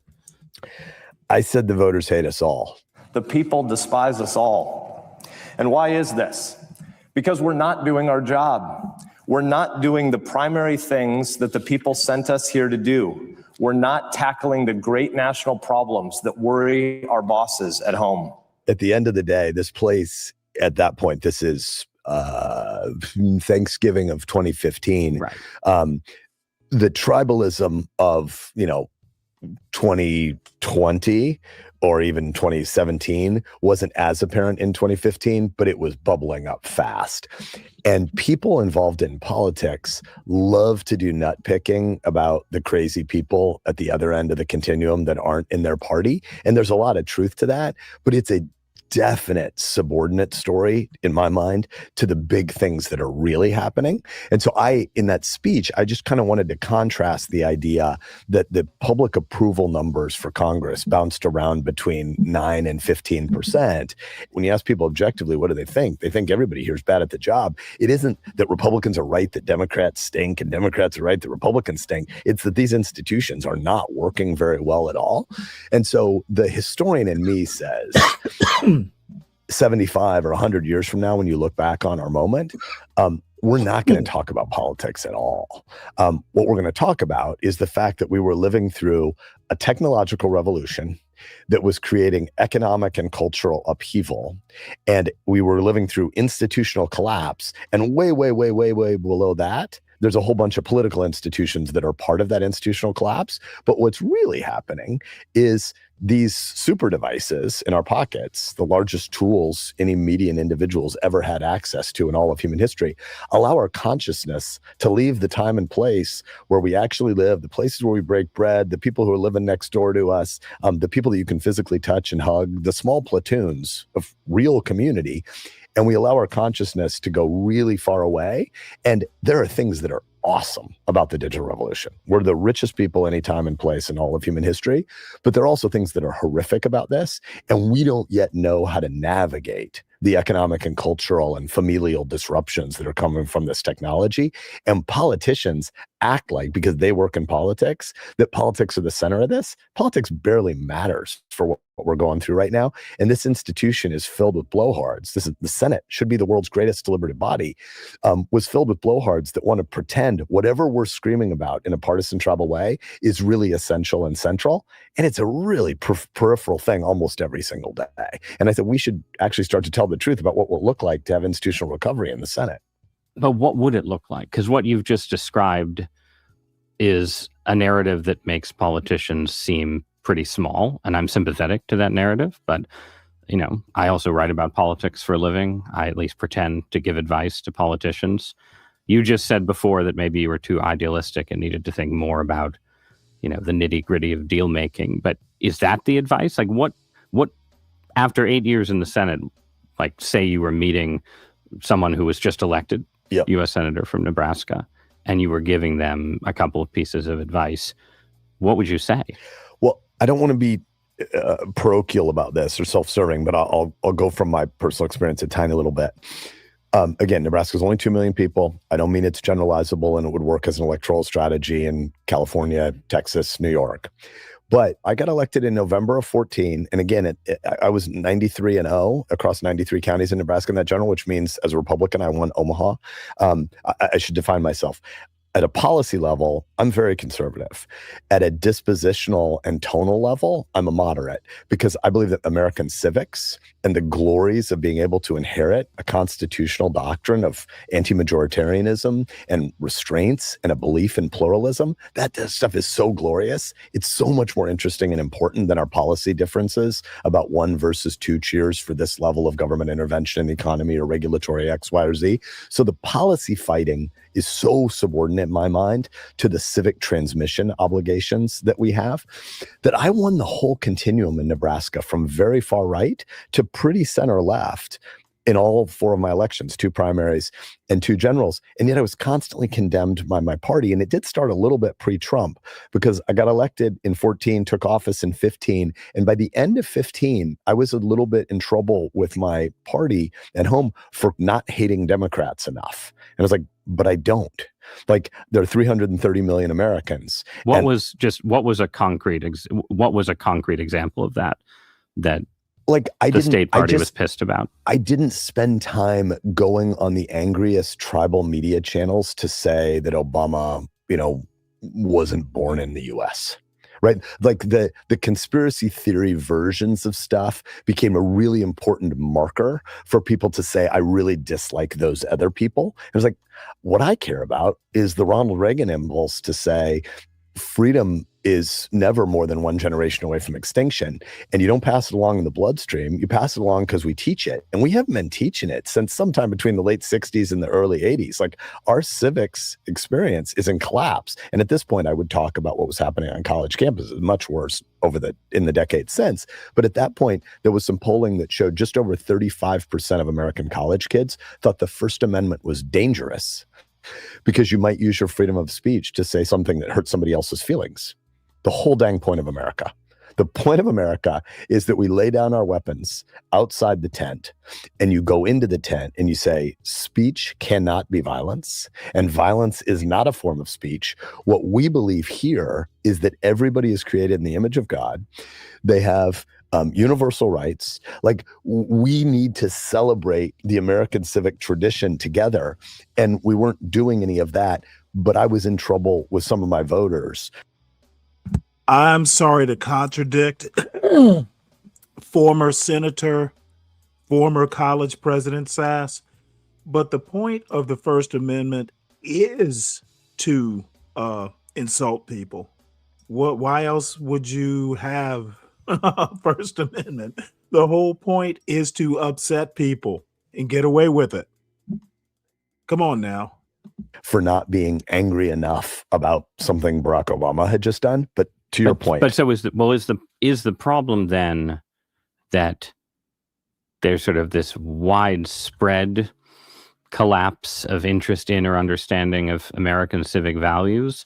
Or is it primarily a problem where most people are still on board with those values, hence, Ben Sass can win liberal-leaning Omaha while also winning deep Republican counties, but people who are sort of professionally, tribally engaged in politics are sort of tearing the country apart. The weirdos are crowding everybody else out, right? I think that the professional political activists and consumer class, those who allow it to become a core community, are weird enough that almost all of our channels are narrow but deep. New York Times obviously still has millions and millions you don't of have daily to flatter. You don't have to flatter us. But there aren't. We have weird, weird subscribers too. I think there's a ton of fan service that happens in the New York Times, but all of our outlets have an incentive to go narrow and deep because there isn't any 60% audience that's ever going to exist again post-digital revolution. My analogous way of thinking about it as the son of a football coach is when we went from 3 channels to 4 channels in the 1980s, not Fox News, but Fox Local. When we went from 3 to 4 channels, it was pretty great because it meant on Saturday afternoon, you got another football game. When we went from 4 channels to 500 channels, it seemed pretty great. When we go from 500 channels to 2,000 channels, it's pretty obvious that every individual can find something that they think they really want to watch, but it means tomorrow around the water cooler, you don't have anything in common that anybody else watched together. I Love Lucy wasn't important content, but it was shared content. And it meant that tomorrow morning, you had a whole bunch of topics you could go to with your neighbor or your coworker that was just shared cultural data. And we don't have any of that anymore. And so in a world where everybody is incented to go narrow but deep, there's not a lot of need to call out BS and crazy on your own end of the continuum. There's a ton of incentive for both political addicts on the right to find some nut job on the left who did or said something crazy. They're all going to grab our guns. Or there's some nut job on the left who wants to say everybody on the right wants to do this horrible thing to you because they found some idiot on Twitter or on a podcast who said that thing. And the problem with that kind of nut picking is it doesn't ever solve a problem. And it does create a delusional othering of the rest of your community, but it also takes the whole middle and said, these freaks are not people you should really pay attention to. So this seems like, though, like for politicians, for the next would be Ben Sass, the next high-minded, civic-minded senator. This seems like a pretty pessimistic description. So is there some concrete response to this from politicians? Well, I do think in Nebraska, I think you could do a long-term version of what I did for, less than 2 terms, but 2 full election cycles, 2 primaries, 2 generals, which is despite the fact that it looked like the most politically addicted people really, really disliked me, the voters did like me. because I was a dad first. I was a husband. I was a Christian. I was a Husker sports addict. I was talking about the technological disruptions to the nature of their work, but I never pretended there was a piece of legislation that the day after tomorrow, apocalypticism or salvation is coming by legislative process. That's bullshit. And I would never lie to my people like that. And they know it's bullshit and they don't want to be lied to. And so they're like, why can't politics do a small number of important long-term things, tell the truth about the fisc, figure out what our national security priorities should be, do a small number of things, shut up and get off the stage. And I think normie politicians have an opportunity, at least in small enough electorates, where people can get to know who you are as a person. Again, I don't know that this works if you got all the media markets of California, but I think it's possible. Big picture, 15 years, 25 years from now, does the Republic survive or not? I think it's an open question, but I think we do. But if we survive, one thing that I'm nearly certain of is we will figure out how to have discussions in spite of all of the noise of social media chaos, of a lot of lying and a lot of screaming and just a whole lot of conspiracy stupid all across the continuum. There's going to be a lot more normies who show up and roll their eyes and say, yeah, grandma, I know you got a text that, some terrible thing's going to happen if you don't click this link by tomorrow. We've figured out how to deal with a lot of that kind of fraud on your digital devices. A lot of the so-called content is also fraudulent nonsense. And people are going to figure out how to tune out more of the fan service crazy that says only bad people are at the other end of the continuum. Now, there's some crazy people everywhere. But people always have been. But people do not just sort of the extreme. I mean, there is a horrible way in which people like that, right? Like, it's not just people dopamine hits. Right. It's dopamine hits, but also, there's a famous C.S. Lewis quote, right, about the man who, reads the newspaper and learns that his enemies overseas have committed atrocities. And then he reads another story that says, actually, maybe there were fewer atrocities committed, right? And there's part of him that's sort of it's disappointed, yes, right? And there is some way in which people respond to the idea that their enemies are even worse than they imagined before, right? I mean, I've watched this happen just with the Jeffrey Epstein stuff, where as a conservative, I lived for a long time with people on the right who were obsessed with Jeffrey Epstein, and I have my own sort of moderate conspiracy theories about it. But then as soon as it became about Donald Trump, right, there was this flip that happened, and suddenly I had all of these liberal friends for whom it was like, this story was amazing. They'd never thought about it before, but now it was occupying all this brain space because it became a way to think that the other side was bad. And I feel like there's an element of that where it's just it's just such a part of human nature, right? That it's challenging to deal with. Why didn't you stick around?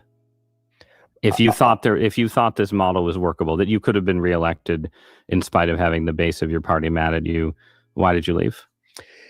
It's a little weird to say when you've just gotten an actual terminal diagnosis, but I will confess that I've always felt mortality heavy on my shoulders. I've always thought time was short. And the Senate is a very, very, very important institution, has been in the past, and it will be again in the future. I'm relatively confident, but it doesn't do anything right now. And so when you have kids and you've watched 2 of the 3 of them graduate out and go 2/3 empty nester while you were commuting every week, and you still have another kid left with you, and you just think it's super unlikely that the Senate's going to tackle any real stuff this year or next year or the year after that or the year after that. Like, why am I still doing this? And so I had been recruited for a few college presidencies, and none of them seemed like the right fit. And I was in the process of running for reelection, et cetera.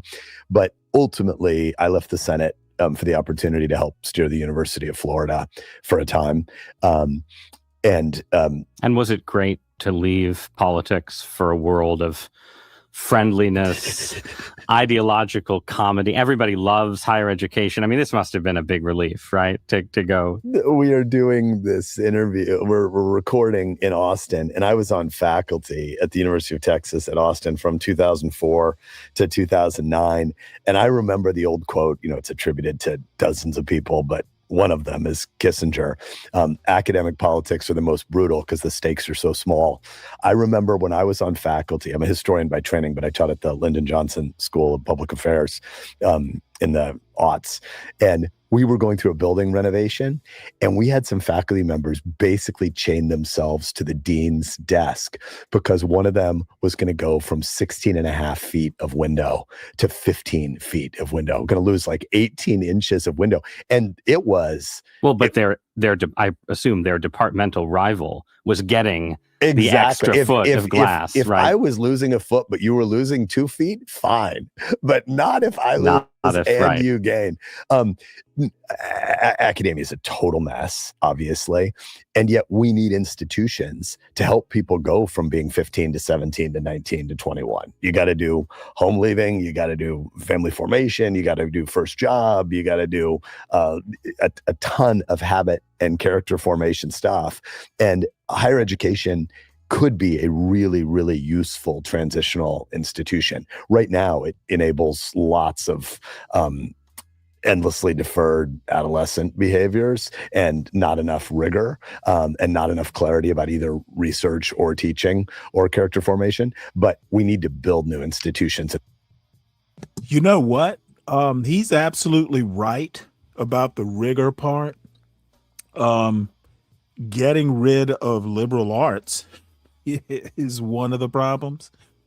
Turning colleges into job-getting enterprises. I mean, yeah, you want them to be useful. Knowledge is useful, but colleges are not trade schools and vice versa. And opening new schools is not something that needs to be done. Dealing with what we got is the best way, in my opinion. In that space, and that was appealing. Tell me just a little bit about the part of your job at Florida that was sort of connected to this larger effort by conservatives to kind of perform some kind of transformation of more liberal academic institutions. University of Florida started the Hamilton Center, Correct. right, which is one of these sort of institutes Very of special place. Civic thought, but that sort of double as places where people with moderate and right of center views can get hired. Just tell me how you think or what you think about that project. So lots of people deserve credit for the founding of the Hamilton Center, became Hamilton School, will eventually be some form of Hamilton College. I think it's worth backing up one step to one of the inherent tensions in the American Research University. The American Research University is a hybrid of an English teaching college model, Oxbridge, and a German research institute model. And there's a lot about that that's great. One of the things that's always a little under-resolved is our research universities for preparing people for life or preparing people for jobs? The right answer should be yes, both. We should be preparing the mind and the character for all of the various vocations and callings in life, and also to be prepared for the first job, but also for the third job in an industry that doesn't even exist yet and won't for 15 or 20 years. And so we need a lot more rigor. We need a lot more both and. So many universities have had liberal arts colleges captured by ideological activists that really only want to speak to 8 or 10 or 17 other ideological activists, that liberal arts colleges, and I say this as a historian, I say this as somebody who loves the liberal arts, have so obviously abdicated any responsibility for preparing a next generation that we're now 5 consecutive decades into higher ed in America, having students choose by major, voting with their feet, to move from liberal arts majors to more STEM majors. 5 consecutive decades, students migrating from liberal arts towards STEM disciplines. But the liberal arts, instead of then saying, well, let's use the core curriculum as a way to prepare people for the rest of life, not just the jobs that they may have, that may be in engineering or health professions or whatever, getting smaller and smaller and smaller and smaller. And their power, the power of those faculties, are increasingly just to compel students to take their classes through the core curriculum. But the classes aren't very good. They aren't very big. They aren't very rigorous, but they aren't big in terms of grand questions. They're not trying to help people fall in love with the good, the true, and the beautiful. The answer is not to hate on the liberal arts. The answer is to recover the liberal arts. Right, which is, and just, we'll talk about the left in a sec, but there is a conservative temptation, I think, that you as a politician and academic, I'm sure, have seen, to look at that story and say, oh, we should just accelerate the process, right? The liberal arts are all just sort of socialist identity politics, deconstructionist rot, and let's just cut their budget. Well, let me help you out, Ryan. You seem to be on the Trump train this afternoon. Trump can talk as much shit about his opponents, I guess. Who really has a problem with Donald Trump talking shit? That's what Donald Trump does. Who specifically has said Trump should not talk shit or Trump's free speech should be curtailed? I don't recall ever saying or even insinuating that they should. So tell me a specific time I said Donald Trump should not talk shit. Help me out. Maybe I forgot something. He's an idiot. His shit talk is pretty much illiterate, but I support his right to say stupid shit. Right. And just, encourage people onto pure pre-professional vocational tracks. I feel like you see that from a certain kind of Republican politician. Burn it all down. Right. Is the impulse of a lot. Right. And just leave the business school standing. Correct. Right. So how do you persuade conservatives that they need to be invested in these institutions? One of the ways is by building a... Oh, and by the way, if I said Trump should stop talking stupid shit, he should stop talking stupid shit.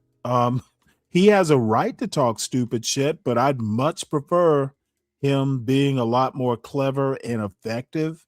Talk some smart shit. Talk shit, but make the shit interesting to hear. Stop talking stupid shit and start talking some interesting shit. Maybe I might have said something like that. Better college of liberal arts, which is functionally what Hamilton is.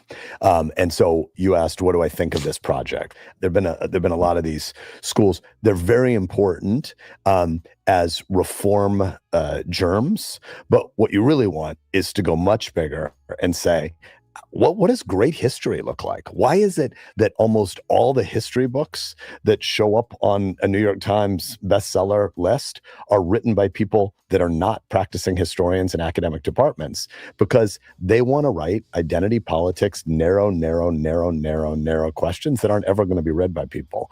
And you really want to ask questions about, why does a generally educated American adult, citizen, neighbor, voter, lover, need to read history? What is the point of learning history? You're not going to hear that argument in most history departments right now. And so what you'd like to see is great history, great literature, great love for music and the arts, etc.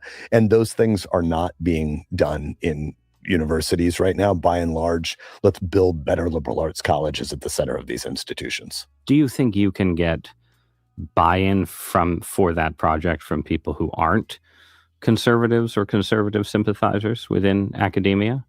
Well, I'll give you an example. When we at Hamilton, when I got there, I think Hamilton had so many, thousands of applicants, and lots of them were Ivy League liberals, professors who taught in, the most prestigious universities in big departments, and they would quietly reach out like they, something scandalous. Do you think I would be considered if I applied for a job at Hamilton? And they had the idea that had been repeated by some lazy media that Hamilton was a conservative project. Hamilton wasn't a conservative project. Well, Hamilton was a liberal arts project. Wait, but it was a conservative political project, right? Well, just in the sense that the people who wanted it the most, like the instigators and originators of the idea. Some of them were classical liberals. Plenty of them didn't vote for Donald Trump, but it was still clearly a kind of right-coded, conservative-coded project, right? I agree If you love with you. Shakespeare, does that make you a conservative? I mean, under certain current academic conditions, that is coded as conservative. And the people, I mean, you were in charge, right? You were a Republican senator brought in to be president of the University of Florida. I'm just saying, like, I'm not disagreeing with you that this perspective and approach should be able to bring in people who are not conservative. I'm just saying it is part of the challenge. Ideological litmus test for hiring for anybody in any of those disciplines. Right. I'm just saying part of the challenge is that, if you're in a red state, then sometimes it's coming out of, Republican policy making in the state legislature and so on, right? Like there is the ideological element is there, and it's sort of what you're trying to transcend, right? Fair, but I think the 101 question is, what is the best use of 45 months of an 18 to 22-year-old's time? Why would we compel people to do anything?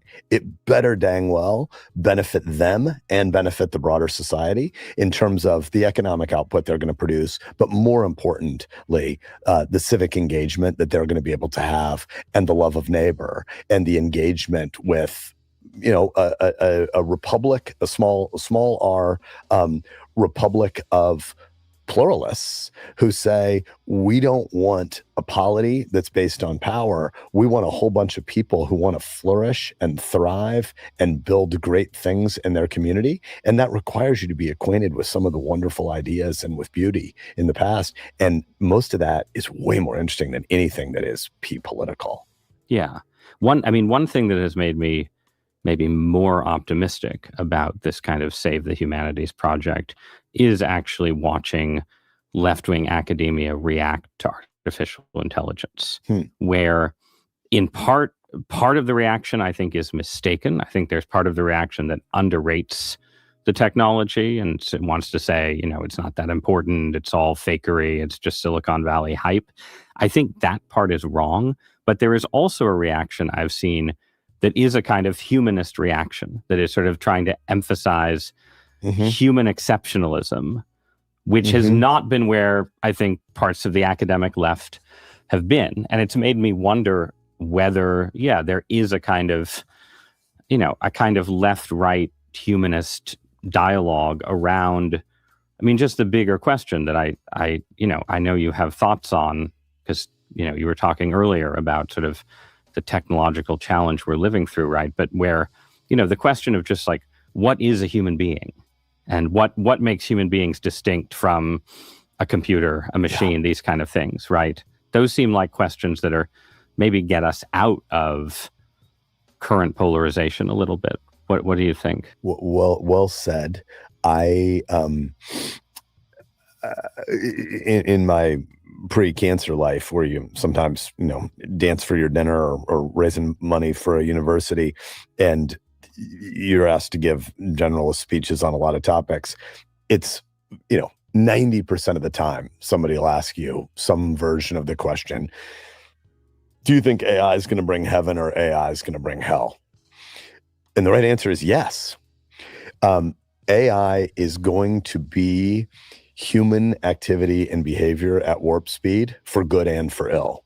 And a lot of the stuff that we've been good at, we're going to get more of it faster, cheaper, and more broadly distributed.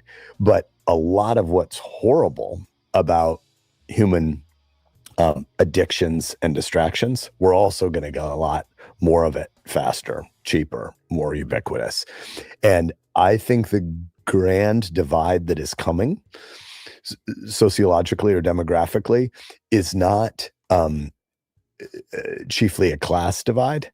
I think the grand divide that's coming is about intentionality and what you do with your affections and these super tools. The people who use the tools and get to capture the ability to drive marginal computing costs towards zero, right? We're either going to make the quantification of routinizable tasks, either actually free or so close to free that we won't bother to meter it anymore. That's going to be extraordinary. It's going to be a transformation of the way economics has worked for human history past. Economics was a discipline about scarcity. Economics is going to become a discipline about ubiquitous abundance. Or you're people who agree to outsource your attention and affections to somebody else's algorithm. That's hell.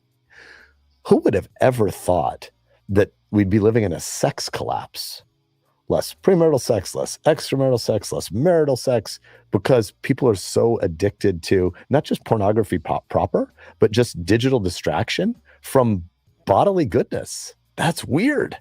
And I think that the digital revolution that we're going to live through is going to bring all of that at faster speed for a small number of people with lots of intentionality, lots of habits, and thick communities of accountability and Sabbaths. These tools are going to probably be pretty great. For the majority of people, I think they're going to be disastrous. What do you try and give to the normal people in that scenario? Is it a different philosophy of life? Is it a religious vision? Like what, if it's an 80-20 scenario where it's heaven for 20% and hell for 80%, what's the path up for the 80%? Communities that can do shared deferred gratification, that can say self-discipline, self-restraint, self-control are the only antidotes to other constraint, other discipline, and others' control. And so I think we want to think very, very intentionally about our affections. What are your loves? We have to think deeply about rank-ordered loves. And I don't think we do that right now. And I think our temptation to allow these tools to algorithmically tempt me into an eternal now slot machine of dopamine hits, super dangerous. We have been for 150 years tempted toward generational segregation, which loses wisdom. Meaning the young don't encounter the old, and vice versa, actually. Exactly. Yeah. I think that in my pantheon of American, greats and villains, we radically underappreciate the downsides of John Dewey. I think John Dewey did many, many, many, many terrible things. And one of them was say, well, the economy went from kind of craft work and agriculture to industrialized scale. We should make childhood on an industrialized scale, and we should institutionalize children for the vast majority of the time. Indoors, sitting still, passive, mother may I, and only around people with their same birth year. One of the least significant factors about life is people that just happen to have my same birth year. Except when you're 14 or 16, then it's really terrible because our frontal lobes aren't done. And what a horrible thing to segregate 16-year-olds only with 16-year-olds. Those people are idiots. And they deserve the benefits of 80-year-old wisdom. And by the way, 80-year-olds deserve the benefits of the reward of seeing 16-year-old vitality again. One of the things I think the digital revolution does is it takes our generational segregation and puts it on speed, and we lose lots of wisdom. We need a lot more communitarian thickness to get at some of these self-restraints and self-controls that can use the tools instead of being used by the tools. Let's talk about your loves, your little platoons. I've never had a cancer diagnosis. I was very ill a while, 5, 7, 10 years ago. And early on in that, I had a bunch of phantom heart attacks where, I went to the emergency room and I would think briefly that I was going to die. And what was striking in those moments was actually how little I was personally afraid of my own mortality and how much fear I had about my family and my kids. Your kids are older now than mine were then. 2 of them are grown or as grown as young people can be, right? But just tell me how you're thinking about your relationship to them and your own family life in the shadow of death. I got my diagnosis in mid-December, and similar to when you were going through your health episodes, I was incredibly blessed to be quickly at peace I kept hearing the Pauline phrase, to live is Christ, to die is gain. And death is terrible. We should never sugarcoat it. It is not how things are meant to be. But it is great that death can be called the final enemy. It's an enemy, but it's a final enemy, and there will then be no more tears. I believe in the resurrection, and I believe in a restoration of this world. And so I did not feel great fear about my death. I didn't want the pain I was going through. I didn't want to be a pansy ass, in the final moments. You're doing okay now with that. I am doing so far. Oh, thank you. But I did immediately feel regrets about a lot of misprioritization. You jokingly referred earlier to my podcast, which takes its line from Monty Python, Not Dead Yet. We're all on the clock, and I wanted to have prioritized better. And whether I really only had 3 or 4 months left, or if I get 9 to 12 months left, I want to prioritize better from then. But in my tradition, let me make a point, which is probably me just being an old man. Interviews or hearing people like Ben Sass talk about this stuff is really a level set. I find, little bit more cognizant of, quote, this mortal coil and, where I am on it, at my age. But probably starting in your 30s, let the kids have a happy 20th or happy 20s. But the bottom line is that every now and again, you need to hear people like Ben Sass, who are basically Warren Zevon. Warren Zevon got a diagnosis where, it was a terminal diagnosis. And I think one of his last albums, if not the last album, was called Sorry My Ride's Here. It was dark humor about shit. I'm on my way out. So gotta have fun with it. And for those of us who were a little overwhelmed by this interview, cool. But it is, you will deal with it at some point. In Christianity, the need for daily repentance is just a truth. I am broken. I leave undone those things which I ought to have done, and I do those things which I have not done. Morphine. And there is no health in us. And I get to repent every day of both my sins of omission and commission. And yet, at a slightly bigger level, if you're only going to get 3 or 4 months, you really want to get some of your affairs in order. And my boy was only 14, and I felt a heaviness. I knew that God wasn't surprised by the diagnosis. There is not a maverick molecule in the universe, but I didn't like the idea of my 14-year-old son not having a dad around at 16. I didn't like the idea of my daughters, who are 22 and 24, not having their dad there to walk them down the aisle. And I felt a real heaviness about that. But I've continued to feel a peace about the fact that death is something that we should hate. We should call it a wicked thief. And yet it's pretty good that you pass through the veil of tears one time, and then there will be no more tears. There will be no more cancer. Can I ask how you think your kids are processing the experience? They have a great mom, and they are theologically rooted, and their hope is in Jesus. And they, all 3 are doing really well. My girls are 22 and 24, and I know that our conversations are the true and accurate conversations. My 14-year-old son is gritty enough and tough enough that I think even if he wasn't doing well, he could probably fake it. Yeah. So I don't fully know. So I covet prayers on that, but he seems to be doing well.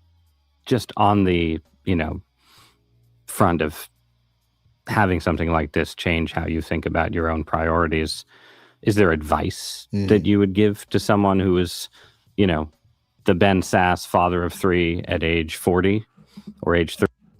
Let me also say, and I kind of know this from being in the Navy, being calm, being stoic, being precise, being focused. Dude, he is, oddly enough, and again, he's a conservative. I won't agree with all his politics. However, this is what leadership looks like. This is what a man does. You know that the time is limited. Make sure you do the most with the time you have left. Make sure your family's okay. Be calm, cool, and collected and in control. Now, this is an interview. Who knows what he's like 2 minutes after the interview, but at least the image that is presented. This is what manliness looks like. Not sitting on a goddamn panel talking about who's leading and who's following. This is what leadership looks like. So salute to Ben Sass. 35 when the kids are young and everything's stressful and chaotic. Yeah. In light of where you are now. Happy to go fire hose on this one. Number one, honor the Sabbath and keep it holy. Man, I wish I'd treated the Lord's Day differently over the course of my life. I've always known it, believed in it, and thought, maybe next week we'll get better at we've been at Sunday worship every morning forever, but man, am I tempted by 12:45 or 1:30 in the afternoon to get back to work or to an addictive level work about the NFL. Boy, I would treat Sabbaths differently, and especially digital intrusions into the Sabbath. Dinner time is precious. Man, lock up your devices and keep them away from the table and prioritize that time. There is a limit to how many trips a month are really worth it. I lived a road warrior life for a long time, and I kind of had a rule of thumb that 7 nights a month in a hotel was the ceiling. But boy, there's a difference between 7 and 9, and there's a difference between 7 and 5. And I took way, way, way, way too many trips. That might be convicting for the man interviewing you, but go on. Family compounds, have more cousins and figure out how to live thick with them. There's so many times when we optimize around things that are not nearly as important as more family thickness. Boy, I wish we lived down the block from my folks. One of my recent guests was Bart Ehrman, who's New Testament scholar, well known as a skeptic who was a Christian, was evangelical Christian for a time and lost his Christian faith. And in our conversation, he talked about the idea. What's up, Banksy? Hey, man, this guy, can I swear? This is fucking full on true strength. I do it. This guy is constantly. showing true strength. He's accepted the fact, true strength. He's accepted the inevitable. He's accepted it. Not many people can step up to that bull to do that, and he's done it. He's embraced it. Yeah, take some strength and some balls to do that. I heard, I heard about this interview on another show that I watch. It was about, a couple lawyers talking about stuff, and this interview came up. Now, I watch Ross Douthat, the guy on the right, because I subscribe to the New York Times. So he's a New York Times guy. I watch him, every couple weeks or so, he'll have someone interesting that's on. But yeah, this is a fucking home run. This is it.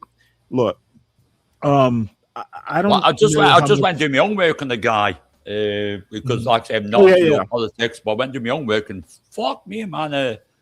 To get that, and you probably don't agree with politics. I don't, because I don't vote in America, so I respect your way of thinking and your vote, because that's got nothing to do with me. But this guy, wow, I mean, it's a fucking home run. It's a separate, man. I'll take a lot to do that. Well, and I'm going to do my rah-rah moment. on, bro. I'm gonna do my American nationalism moment. This is what fucking America is made of, or any great country. But I'm American, so I'm gonna, I'm gonna wave the flag. But this is what we need to be as America. This motherfucker is awesome. So, Palomino, he is Ben Sass, former senator. Up until very recently, he was the president of the University of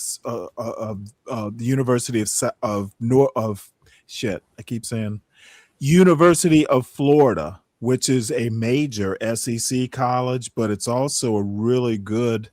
It's funny. Some of these Southern public universities, like Georgia Tech, where my son goes, University of Florida, University of Georgia, University of North Carolina, South Carolina too. Excellent fucking colleges. I had to do my own work just to see who this Ben Sachs was. I had to do my own work. I had to scoodle off a bit to come back and say, right. Well, he's not even in the United States. He's not like a household name. I'm into politics, so I know who he is. I've known about him for quite some time. Yeah. But he's not like a household name. I knew he'd had cancer because I knew. Look, Florida and its education system has been in the news quite a bit over pretty much since COVID. Ron DeSantis pretty much did a hijack of Florida's public school and university system, trying to bring it more to the right. And it's been a MAGA project. They're trying. Yeah, I saw that with Sanchez. I'm the same as you. Like we were talking last night, bro. And thank you for that conversation. That was an amazing conversation. I do try. I appreciate you. I appreciate you for it. Well, thanks, man. Epic, because I like to, study other countries. I mean, I'm not involved in their politics, but I like to see what they're doing and which way they're going and try to understand the concept of it. Otherwise, it's pointless. Well, actually, Ben Sass makes some really good points. And, I've actually made the points in my own little way. You can have STEM education. I think I was a chemistry major in college, but I've always, had a thing. Look, when I was a chemistry major way back in the day, I actually took a junior level modern African lit class. And because I wasn't an English major, I literally had to go to the professor and ask his permission, like, hey, can you sign this card? It wasn't even an elective. It was an off the books. I didn't need this class, but I wanted to take the class. And he was like, sure. Dude, I was the only science major in that class and I made a fucking A. There was one grade for the class. It was the final paper, and some chemistry major made a fucking A in the class because I know how to write. Science majors have to know how to do more than hang out in the lab. Yeah, exactly. So, I like, and I hope I raised my son to be a Renaissance guy. You got to be able to read Plato and fucking, program your computer. Anyway, I like Plato. Come on, man. We're on about last night. I mean, I go Greece. I love Greece. Owned by democracy. Someone give me something. Rupert Lowe. Do you know what this is politics in the UK. Rupert Lowe, he's on the right path because there's just too much going on in England right now. It's like we are feeling like second-class citizens in our own country. Like, let's say second class. You can't put a lot of people on benefits and benefits and benefits. That's not going to encourage anyone to work when you're capable of working. And when you people like me, probably same as you here, bro, is when you work, you support the system. You can keep paying and paying and paying in the system. Well, as long as you keep giving money out and money out, that's going to break the bank. Eventually, it's going to break the bank. And the bank will say, sorry, we can't loan you no more money because you broke the bank. Ripple, I think he's got some really good ideas, but I don't think it's going to pick up the votes in the UK. I think it's going to go towards reform.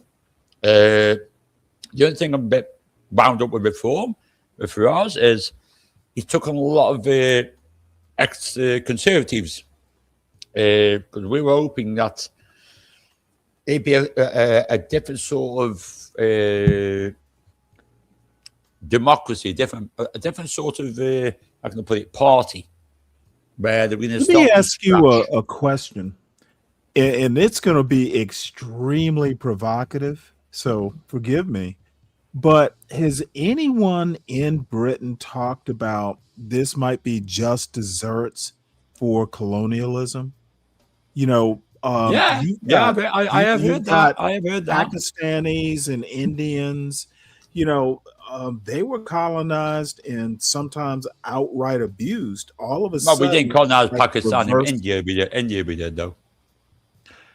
Well, I mean, you know, Pakistan was part of India before. Yeah, they still find that war though was never over with Kashmir. It's never been over. Right. Well, I don't care about that. I'm talking before. What was it? Was it 1944 that the two split? I don't know that history real well, but the point I'm trying to make is, you know, it's landed on your doorstep. What you've done, it's like karma. Exactly. To use a Hindu concept, is it a Hindu or Buddhist? I can't remember. Does anyone ever talk about that though? Is my question. Does anyone ever see it that way? Not too many. I've come across a couple panels that give me that. Too. Go back. I've been on panels before where they haven't been nasty with me. Like you talking to me now, but it's not derogatory. It's a good concept and good conversation. I believe in my ways, India before any colonialism came along, India didn't have the right to vote. But after we left, they did have the right to vote in democracy. Where before they didn't even have the right to vote or democracy. So every country left is pretty much left it in a shambles, but they had rights that were there, were not there before. Democracy. And I think that should be solid to any country. It's democracy, the right to vote. If you take that right away, you've lost everything. That's no democracy. That's just completely, well, what I think of Putin right now is like, come on, that's a forced vote. Well, it's payback. It could be payback. It could be payback. Yeah, it could be. I know. Well, I mean, from a karma perspective, but believe it or not, the reason I asked the question wasn't so much because of the South Asians. Nigerians, oddly enough, are one of the higher. They've got a pretty. I think income-wise, they're like one of the top tier, maybe second behind Asians. Nigerians basically out earn income wise. And Nigeria, that was definitely a colony. You wind up with, a lot of, people from the colonies who wound up being educated at places like Cambridge. That modern African lit guy that I was talking about was from South Africa. He went to Sheffield. So, I mean, he was kind of, elite in and of himself. Brilliant guy. So, I don't know. I just find it, I actually do believe in karma. I literally believe what comes around goes around. I've probably got more beliefs because, fair enough. My mother was Catholic, my father was Protestant. She was from Ireland, he wasn't. when we go in, when I saw today Vietnam, I knew it wasn't far off the mark when I said Thailand because I said my cousins lived out there for so many years. Oh, did you? Really? My cousin still lives there. I go see him every year. At the moment, this war is stopping me to go visit him, which I normally visit. The only time I didn't see him is over COVID and what's going on right now, which hopefully end of August, it's gone so I can go see my cousin and his family. He's been out there since 1999, before 2000. And he's still living there, quite happy, couple of businesses. And the people are amazing. Now, I've probably got more towards the buddy side because I believe in you treat people as you want to be treated yourself. As it's more of a case of, well, it is what manners maketh the man. Treat people with respect, you'll get it tenfold over. So when people look at different countries and they go, well, it's a third world country, they say Thailand's a third world country or Vietnam's a third world country. You probably find out they've got a hell lot more respect than you've got in your own country, especially England. A lot more respect. It all depends how you do it, you know. It's that saying, it's nice to be important, but it's more important to be nice. And it does work. It does work. I believe in it. I trust it. I never had a problem anywhere on vacations. I take my manners with me from the UK and take them to our country. Well, very rarely do people have problems on vacations. They're spending money as tourists. Well, but some people think the people who settle there, everybody treats vacationers great. It's when you decide to stay that the issues begin. But it's not really. I mean, I came across a YouTuber a while back, and she was from the UK. And she was going to town with Thailand, out in Tingiri, how bad they are, how they talk to her. And I listened to her talk, and she was completely full of BS, man. Because as she was talking, she got the chip on her shoulder. I'm not surprised the Thais didn't like her. She was just completely anti anywhere. You got to treat me on like this. You got to treat me like that. I pay for my holiday. You have to treat me on the pedestal. No. Never forget when you're on vacation, you're a guest in their country. Treat it utmost. Correct. So. And they will treat you like guests. It's when when you overstay your welcome and decide to stay that the problems begin. No, I mean, because it's okay. I mean, yeah, I know what you mean. My cousin's okay though, but he's got a moral compass. If you've got a moral compass and you go with that moral compass, you'll be okay. I know what you're saying about America, what's going on in America, but that's it. Overstaying yourself, overstaying your welcome. It's basically sometimes when you open your mouth and start talking, getting political in different countries, don't be doing that. If you don't vote in that country, do not ever doing that. I keep away from that when I go to town. They've got the red shirts and the yellow shirts, which is ruralist, anti-ruralist. Anyone talks to me about that in a bar or anywhere, and I'll say, sorry, but I don't vote anyone in the country here, so I'm in between. I can't say anything. I'm not political about this country. And usually, generally, they're okay with it. They're happy with that because I just said the truth.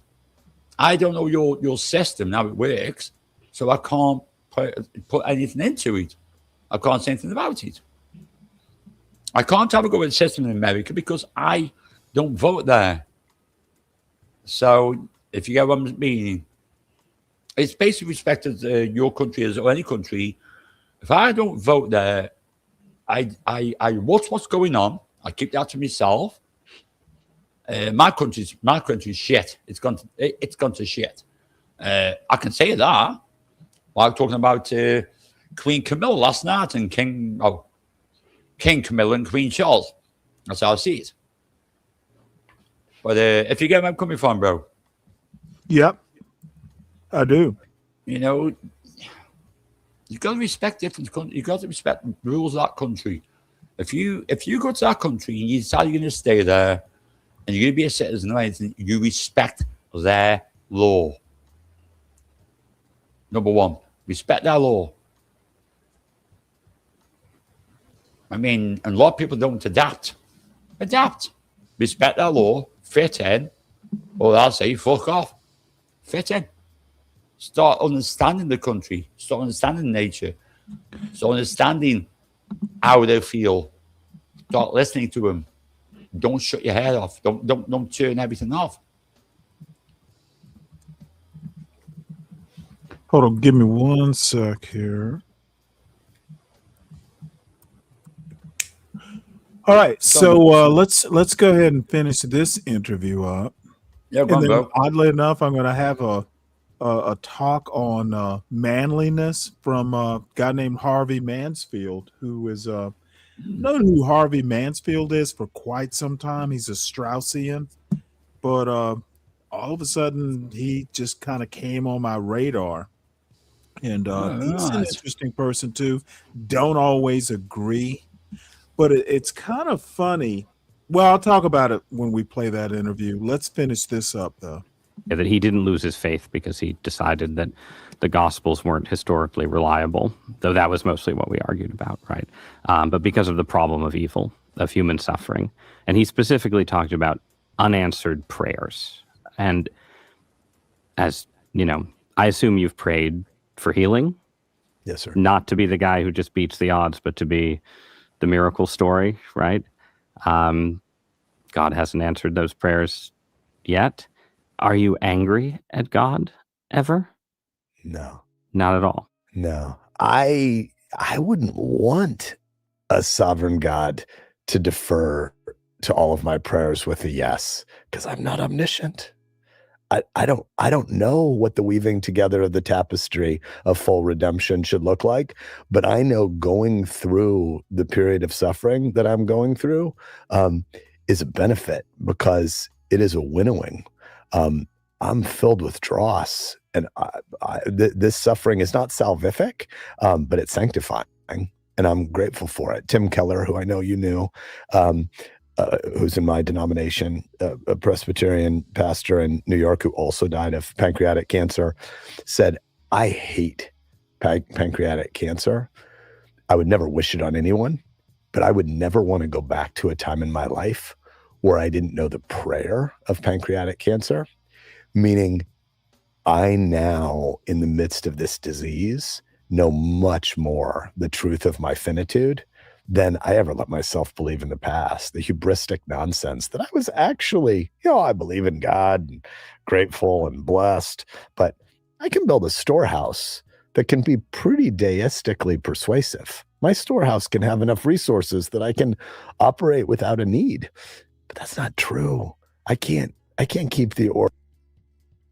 Well, I also have to say, let us not go into the territory of being twee. Stoicism is not necessarily religiosity. So this is going a tad too overboard, but I'll allow it. The man is, in extremis. Orbits, the planet's in orbit. I can't even grow skin on my face. For the listener or viewer who, whether for Ehrman's reasons or others, doesn't believe in God, right? And finds your cosmic optimism admirable, but maybe thinks that you're deluding yourself on the brink of actual finitude. What would you say to that person? Finitude. That's a rarely used word. Let's read the book of Romans together. In Romans 1, where Paul's essentially laying out a catechetical argument for the structure of Christianity against a Jewish messianic hopeful backdrop, he says in chapter 1, there are lots of intellectual arguments you can make against God, but you kind of have to start with a fundamental question about what do you do with this moral issue of our own conscience. And does the individual in your hypothetical really start with the claim that things are right in your soul? Because I can't relate to that. things are not right in my soul. My soul thinks Ben should be God, and I want that to die. Cancer sucks, but I'm pretty grateful that cancer is a stake against my delusional self-idolatry. Do you think you're ready to die? Do you feel ready? I don't feel ready, but to whom would I go? I have confidence that when Jesus says to the disciples, he didn't want to be identified as the Messiah yet. Keep these crowds away. Don't tell about the water into wine miracle at the feast. How amazing is it that Jesus' first miracle is a big ass party? Let's drink more together. But he says, you can't keep the children from me. And we're told that we get to approach the Almighty. We get to approach the divine and call him Daddy, Abba Father. That's pretty glorious. And I know that that's what I need. Ben, sorry. Happy to get him to open up a can of pansy. You got me at the end. Got me. Ben Sass, thank you for joining me. Thanks for having me.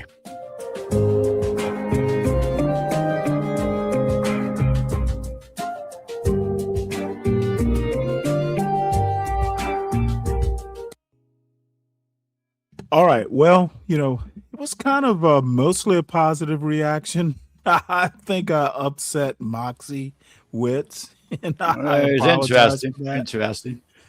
No, I thought it was a tour de force. I think, dude, that is literally what every goddamn body, and I'm not cursing at you, but you should always be able to curse on this panel. Never be shy. Yeah, I'll try. I'll try my best not to. I'm a motherfucking former sailor. Believe me. Coming out of the Navy, I literally, MF was noun, verb, adjective. Bless you for that, bro.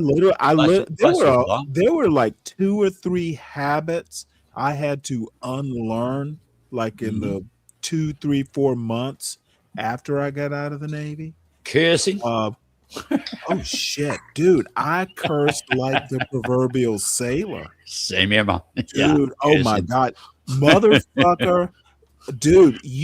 A typical conversation with my E7, like, Chief, hey, motherfucking, let's get this motherfucker done, motherfucking, really quick, because this problem is a motherfucker. Dude, dude, I'm a blue collar worker. I swear like a trooper. It was verb. I can understand that, bro. Let's get this motherfucker done real motherfucking quick, because this problem is a motherfucker and you better be motherfucking it to solve it, dude. But it was also funny. I was 29 when I got out, so you can unlearn those bad habits, but dude, I can do it, and cursing doesn't bother me. Just don't do the racial slurs and stuff like that. And the other thing, exactly, and this is what I've found over the years, there's some people that I don't curse around. Like when Brooklyn Watson comes up here, I clean up the language rather quickly. I don't curse, a damn or a hell, it'll be okay. But dude, I don't go into the Navy like MF this, MF that. Yeah, the full on up here. I respect her like that. Portia used to be the same way. There's some people you just don't do it, especially, they're guys who come up that I know are kind of religious. I try not to offend them. People I respect. It's a sign of respect when exactly. That's your act. Exactly. That's how it should be. That's how it should be. I mean, I might sound corny to you saying thank you for your service, but yeah, my brother was in the King's Troop Artillery, for 12 years serving in the UK Army. Good for him. And Dude, it's he character did his service and came out. Character building. Yeah. He didn't like Civvy Street, as we call it. Like civilians, when he came out, he everything changed, like, and he was the same as you. It was fuck this, fuck that, fuck everything. It took a while for him to get back to normal. Funny enough, dude, my father is like 83 or so. I literally can count on one hand the number of times I've cursed in front of my parents. One of those times, it was literally an accident, and my mother just kind of laughed and went, "It's okay," because I was quoting someone else, and it was a funny quote. Yeah. 8th grade. I was in the 8th grade. But after that, I literally still don't. I never very rarely, I'm the same as you, not rarely did. I can really count on one hand. I mean, yeah, it was a no-no. It was a no-no. Well, I did it about twice, and I got a flip as across an the back of adult, the head. I could, but they're just things I don't do. I said an adult, as adults, I didn't do. Parents. I would not be here without their great parenting. So they're due my respect. God. It is what it is. I mean, I said the B word once when I was young. I heard it off a friend. It's okay as long as you're not calling your mother the B word. No, I hate that name. I say Barstool normally. Barstool. I came on one day when young kid, I must have been about 10 years old, and I said the word bastard. But my friend has said something about something. I was just saying something before there. And my father got the biggest fucking whack across the back of my head ever. Said, "Don't you ever say this word in this out. You're not one. And don't you ever forget it." Oh, my God. I didn't swear too much after that. Yeah. He had to explain what it was or what a bastard was. So, yeah. It's a no-no. There was no-nos. Never swear in front of them. Why? Because we respect them. 2, I cherish them. Never to be done. Your father and your mother raised you. They raised you to be a man, but they also raised you to be a good person. Excuse me. So let me do the quick commercial before I go into this next video. Yeah, go on. Everyone, please make sure. I'm going to the toilet. We have a leak. 1 minute, second, bro. Everyone make sure you hit the like button, and usually people do. So if you are new to the channel, please subscribe. We've actually been picking up some steam over the past couple weeks.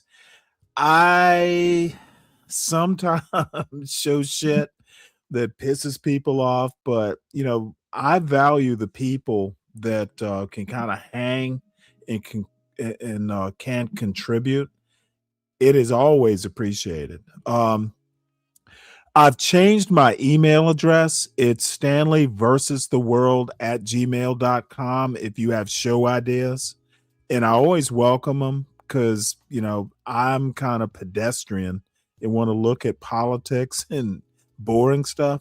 So if you got something to contribute, please just email me there.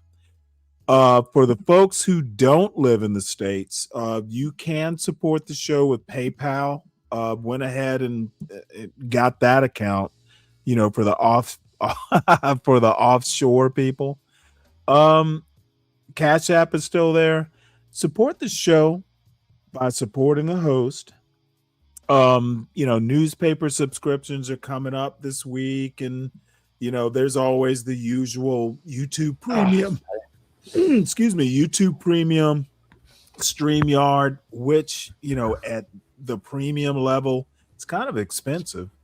But it actually does give some pretty good benefits as far as the AI clipping. So it's worth it. But Sovereign Beer Fund will be open for investment maybe today. Tomorrow's usually when the IPOs are offered. But help a brother out. Support the show. invest in the sovereign bear fund. Let's see what we can do tonight.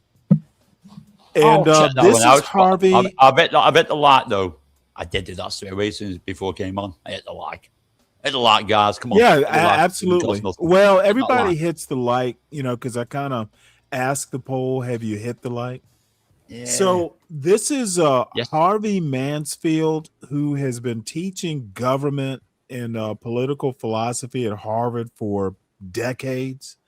I think he's like 92 or 93 now. Looks great for 92 or 93.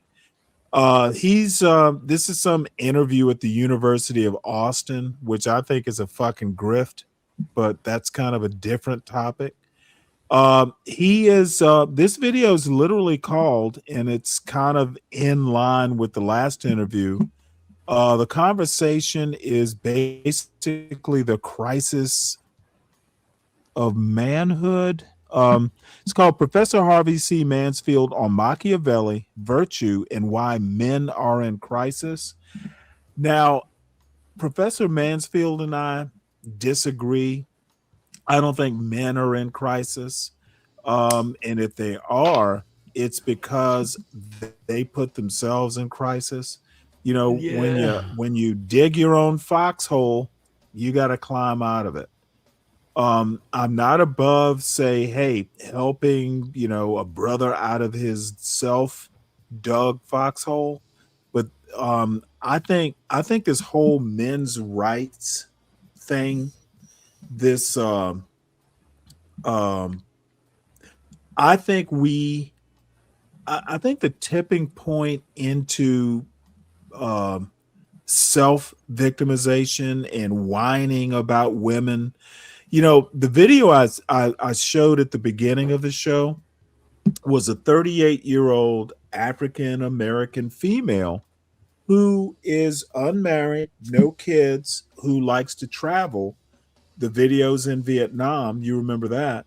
I enjoyed that. You know what? I enjoyed that. Yeah, I enjoyed it too. She looked happy as anything. Yeah. But there are always one or two comments about a black woman being a black woman and enjoying herself, and there are black men who will go, well, she's gaslighting people. Yeah. No, she isn't. I don't think she gives a fuck about other people, right or wrong. She's doing a great life. She's doing the self-love, etc. Cheaper bills, cheaper everything. It's almost like black women getting mad when black men do what they want to do. She's doing what she wants to do. A black man who's getting upset that a black woman doesn't need her king to lead her. Yeah, that's a you problem, dude. It's not her problem. So I'm doing this to be purposefully antagonistic to people like Deacon Dave and Beef and Brock and all these other manosphereans. I'm doing it intentionally. So I could hear that in your voice, but to me, I honestly think she's a strong lady. She's enjoying herself, and why can't she? I have some criticisms. She's got better medical care there. Of her. Yeah, but she got better medical care there. And I don't care about any of that. None of that really matters. I don't care about the details. What I do, because this is more or less a politics and culture show. So I don't care about the details of her medical care. I kind of care about the aesthetic of it, the culture of it. And, you're probably not that aware, but in the United States of America currently, within the black community, there's a whole community of YouTube shows where, people want to pervert the Bible and talk about, well, black women need to let black men lead them, and black. That's a no-no to me. Right. Well, I literally hear. I had some young black man the other day. Or maybe it might have been a black woman, but the point that was made was that men are natural leaders. Black men specifically are natural leaders. And I laughed. I'm like, what? Look, everyone met Joe. Where the fuck did you ever get that idea from? Now. Sorry, man. Sorry, buddy. Where do you think the term? Where do you think the term "too many chiefs and not enough Indians" came from? No, not everyone's a leader. Wow, I mean, talk about women leaders. Black ladies of ladies have been amazing and strong fucking leaders. I mean, I don't know why people get themselves, hooked up, thinking just because I'm not being thinking about just because you're fucking male, you've got that ultimate throne. No, get back in line, because a lady will stand just the same as this and probably far better than you. You'd be very fucking surprised. I can't believe some people are so narrative when it comes to people. So narrative. That's short thinking. That's wearing blinkers. Right. All right. Well, let's get into Professor Mansfield here. And again, he's going to be talking about Machiavelli and all that stuff. But I've known about him for decades. Really, just got into him. And let me just set a bigger point why I've gotten into Straussians and a lot of kind of liberalism with the capital L, post-Enlightenment, but not so much post-Enlightenment as much as liberalism being a more an evolution of Enlightenment. And we're talking, the American founding, Jefferson especially, Madison, Hamilton, all these people are kind of considered, America, the way it was founded is literally considered an Enlightenment project, if not an outright culmination of Enlightenment governance.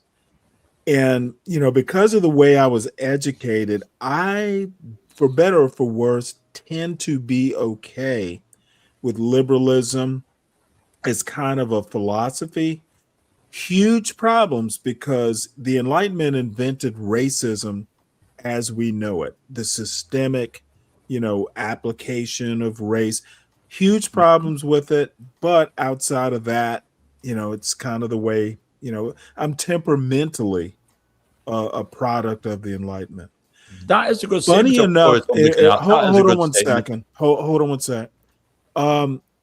What people, especially in this YouTube space, because people don't seem to read books or know American history or even know the little bits of philosophy, they don't understand that, at the center left and the center right, we're all fans. We're all Burkeans. I don't have a problem with a right of center point of view that includes a Strauss or a Burke. They have really good points. But the problem is a lot of MAGA people, right-wing populists, they don't know shit. They didn't even know who Ben Sass was. Okay, and this motherfucker was a senator, like a fairly important senator, with like in the last 10 years.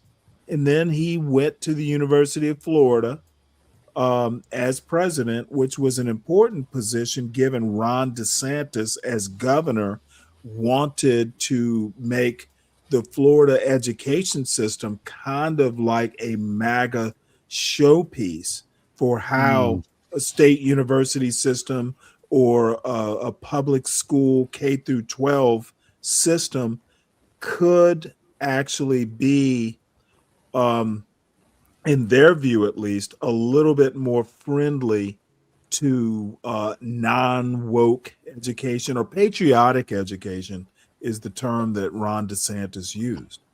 I think patriotic education is pretty much propaganda. But that's for a different show as well.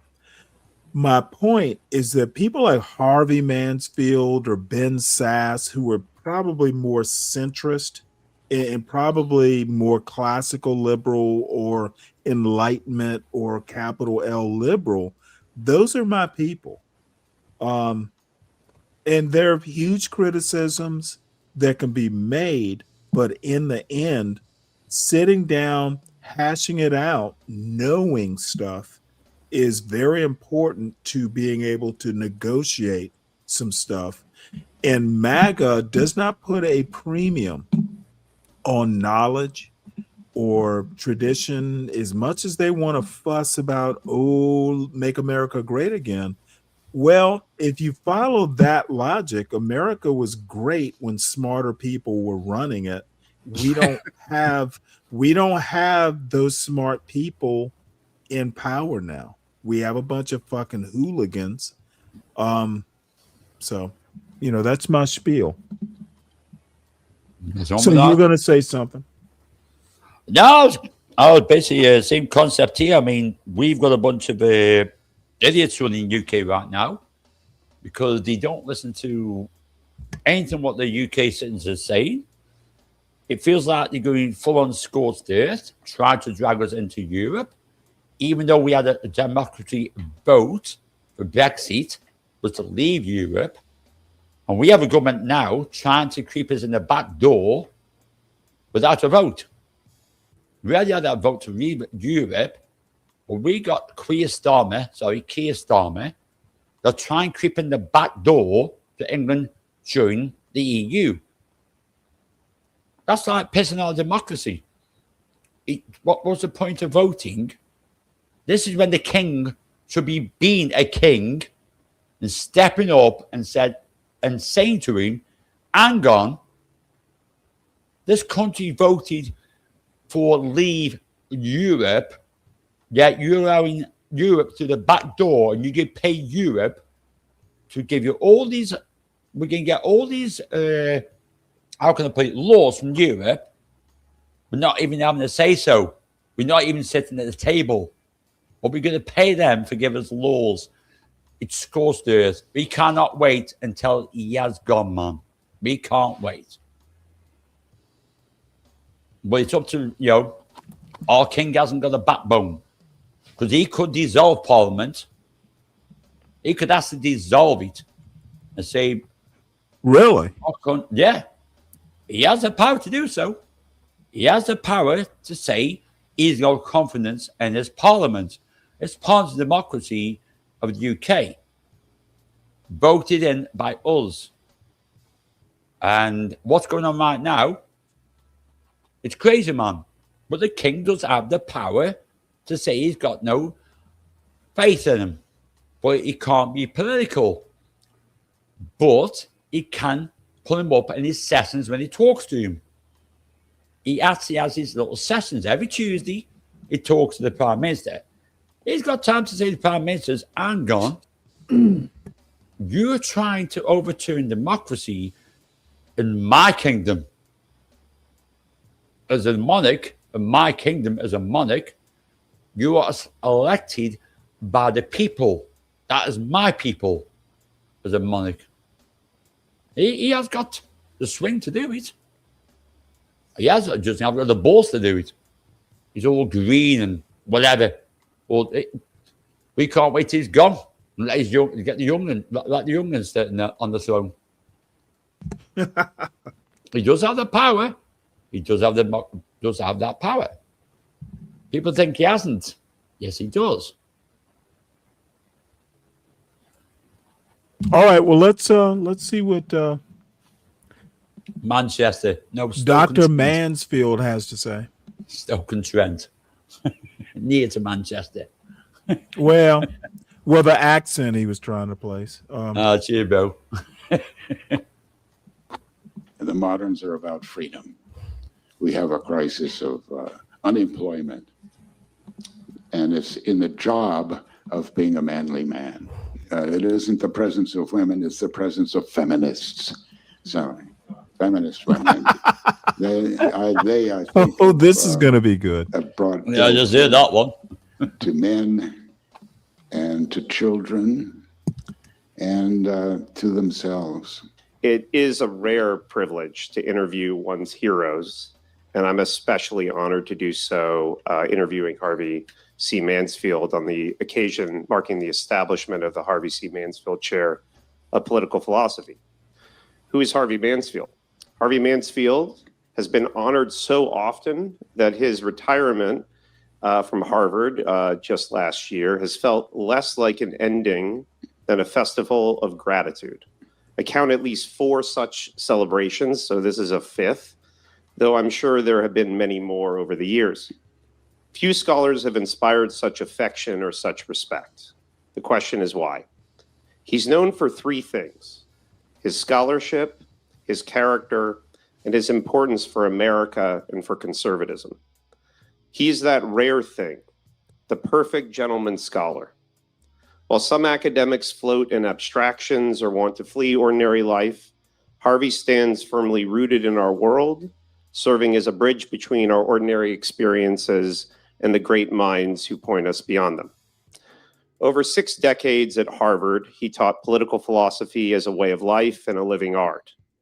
His 10 books and 4 translations trace the arc of modern politics, starting with statesmanship and party government on Burke and the establishment of political parties, The Spirit of Liberalism and Taming the Prince on liberalism and institutions, America's Constitutional Soul on the virtues sustaining our republic, and Manliness, his witty reflection on courage and confidence amid risk. His Machiavelli trilogy, Machiavelli's Virtue, Machiavelli's New Modes and Orders, and Machiavelli's Effectual Truth, and his translations of Machiavelli's Prince, Discourses, and also his translation with his late wife, Delbel Winthrop, of Tocqueville's Democracy in America, display his mastery for both interpretation and the art of translation. His Tocqueville, A Very Short Introduction, is to my mind the finest concise account of Tocqueville's enduring wisdom, while, and I would recommend this to our students, A Student's Guide to Political Philosophy, published by ISI Press, offers newcomers a clear path into the great tradition he embodies. But there are 2 more books on the way. One is called The Rise and Fall of Rational Control, which is a distillation of his celebrated course on modern political philosophy at Harvard, and that will be published by Harvard University Press in January 2026, and a book on Harvard called How Harvard Went Wrong, which is a collection of his sharpest reflections on the university he served at for more than half a century, and that will be published by Encounter Books later next year. Professor Mansfield was and is perhaps Harvard's greatest conservative thinker, one who, unlike many of his colleagues, was unafraid to say so, even when it was deeply unfashionable. And for those who want to see him in action, I'll mention yet again, Ben made mention of this, his unbelievably brilliant film conversations with Bill Kristol on topics ranging from Trump to Tocqueville and Strauss and Woodhouse, and endless conversations. And they're really, really amazing and enduring. So we will turn to one now. I guess I'm Bill Kristol's surrogate tonight. It's big shoes to fill. But we're going to start, Harvey, with a question on free speech. So we are sometimes called a free speech, quote unquote, university. Should a university be dedicated to free speech as its highest principle? And what is the relationship of free speech to liberal education? Good. Thank you, Lauren. That's very good of you. A rather extravagant introduction, and I'm very grateful. I like to get this honor of a chair at the new and exciting university in Texas. I mean, at Austin, in Texas. I'll tell you this. It's a pleasure to receive this honor without having to be dead.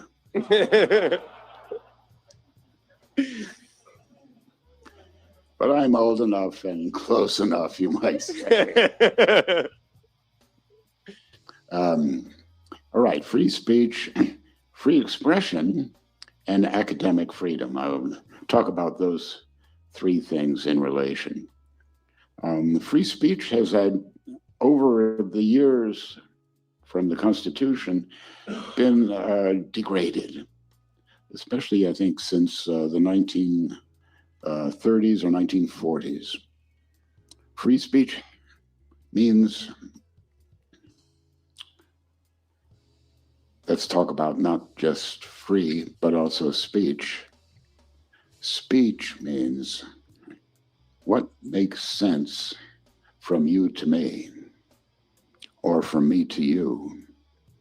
We are social creatures, and we show that we associate with other human beings by speaking with them.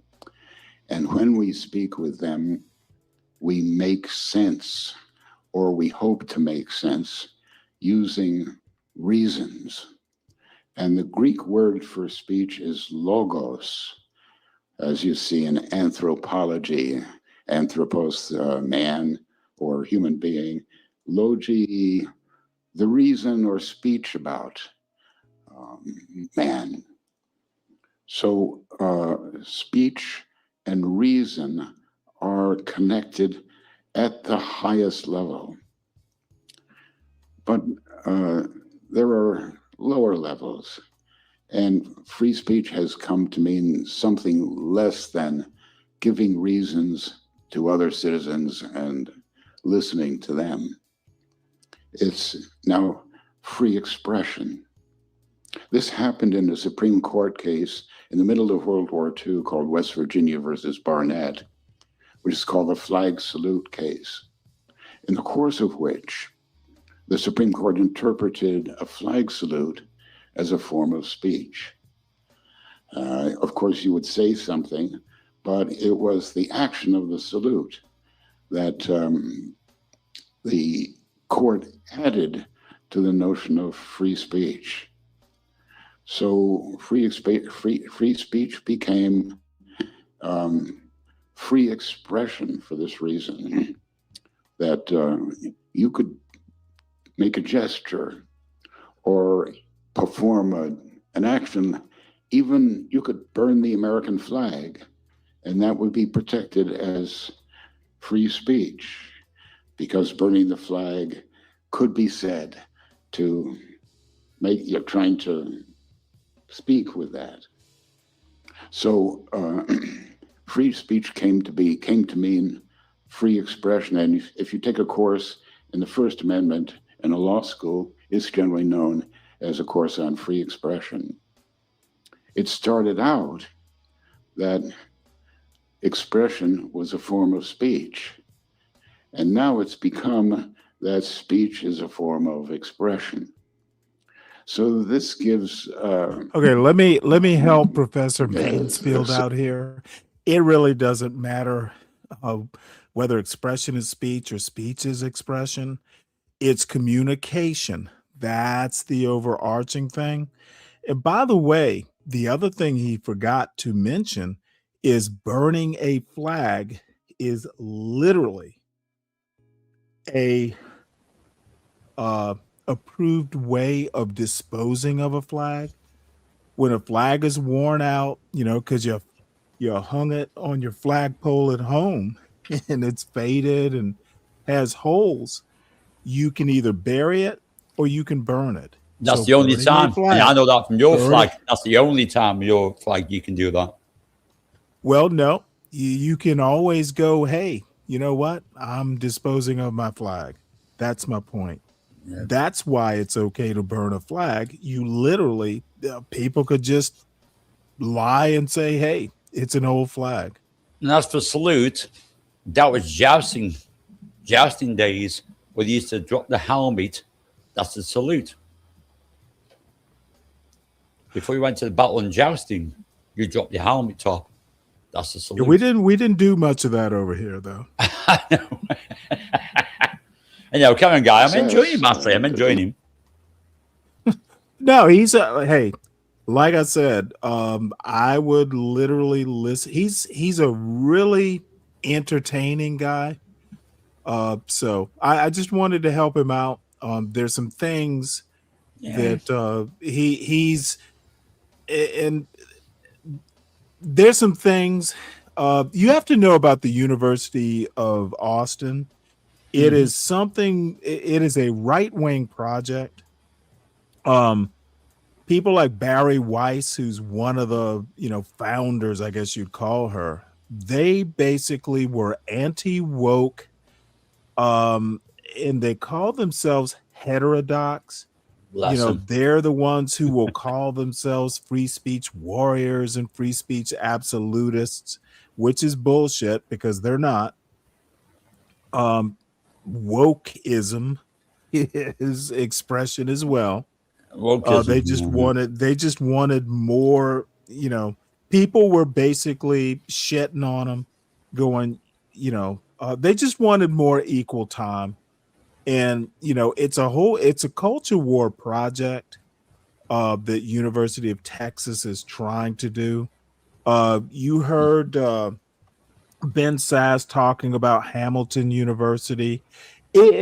Look, the right wing is in the middle of a culture war. MAGA is basically, a populist version of culture war, because for decades, the left has been more something that younger people could, just embrace, for better or for worse. The left has huge problems as well, but the right has had the right wing in America has been butthurt for decades, and finally they found a guy like Donald Trump who is willing to be a bore or just a fucking horrible person, and is also willing to do what the right wing has not been willing to do for decades, is use government to impose its will, because they think the left has been doing it for years.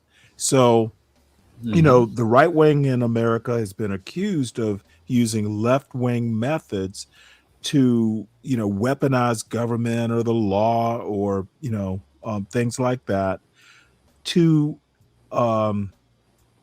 enforce or achieve its agenda. That's all correct. And quite frankly, if I were on the right, I'd do it too. It's just what they can't seem to understand is that America doesn't want to be that far right. Donald Trump's popularity is proof positive. The popularity of this war, proof positive. Melania Trump is like the trophy wife from hell. and they're just really horrible, base people, speaking to an element of American society that's excuse me, that's kind of reminiscent of the post-bellum South. You got a bunch of people who are disgruntled because there's too many rich people. There's a widening wealth gap in America. And, kind of a meme that's been, circulating around the YouTube at least is lower class white people are suddenly understanding what it's like to be black in America. They are being ignored. They are being, stepped on. And you know what? All of a sudden it sucks to be that's black. karma in a way. Hey, some dude in Iowa, hey, I'm not black. Why are you treating me like this? So that's a lot of it too. We've got a far left in the UK, which is the Green Party, and I think that people are voting for. Well, Green Party, the Green Party's white as well. That's the other thing. That's it. Same here, but it's like they're trying to bring like anarchy. And I think the young I don't know about anarchy. I don't. At least the American Green Party, Americans don't like disorder to that extent. So anarchy's not this something Green Party in the UK, man, it's complete anarchy. They want to legalize everything, crack cocaine, the fucking lot, open borders, everything. Brian, you and I disagree on that. That young people go left as a rebellion against authority. That's kind of cliche. It's not that it's not true. It is a lot more nuanced than that. I say we look at the UK. What's going on now is it's just like a vote to the far left, like the Greens. Is the Greens in the UK always used to be like tree huggers, looked after the earth, the planet. That's all. Now it's got all about other countries like Palestine and things like that. There's nothing to do with the party what it should represent. And a lot of people like anarchism is, I can understand it because I was young. I was back in the 70s with the Sex Pistols, anarchy in UK. Well, that's how it feels now. As they're voting for people. Okay, well, the Sex Pistols, and I'm kind of, across the pond from it. Yeah, but that's what it was about. I used to listen to the Sex Pistols in college, and it was just music, and it was a little chaotic. It was a bit political. I mean, he was banned from the BBC for years because he went #1. No, it was a politics that had nothing to do with America. Anarchy in the UK. It had nothing to do with America. No, it was all about the UK. It had nothing. So it was just music to us. And it was good music. The Dead Kennedys, the great, good one. I had them. You know what? As a matter of fact, I probably still have them on vinyl somewhere. Good on you, man. I've got 2,000. I found one for you. But yeah, that's what it's about. The Sex Pistols. The Sex Pistols stink. They were political. No, the Sex Pistols were fucking awesome. Yeah, they didn't stink, man. I mean, God Save the Queen, the fastest raised team. It's a good tune. God Save the Queen. She ain't no human being. Very political. It wasn't UK political. It was very fun. America loved it because you know what? It was good fucking music. Actually, it was good music. And that's what I grew with. All I have to say is the Sex Pistols were awesome. As a matter of fact, man. Johnny Rotten had a solo career. I probably have a couple Johnny Rotten. I've got some. He used to play with a hybrid band called the Golden Palominos, and Michael Stipe from REM. Johnny Rotten had John Lydon. His last name is Lydon, I think. Yeah. He had a whole solo career that was actually he had that. He had Public Image Limited, PLL, Pill. That's not a love song. Good tune. Great career actually. And you know what? This guy is the only one that stood up against the BBC when the BBC had to out someone. It was called, I hope you don't mind me saying this word, a paedophile. He ousted him. His name was Jimmy Savile.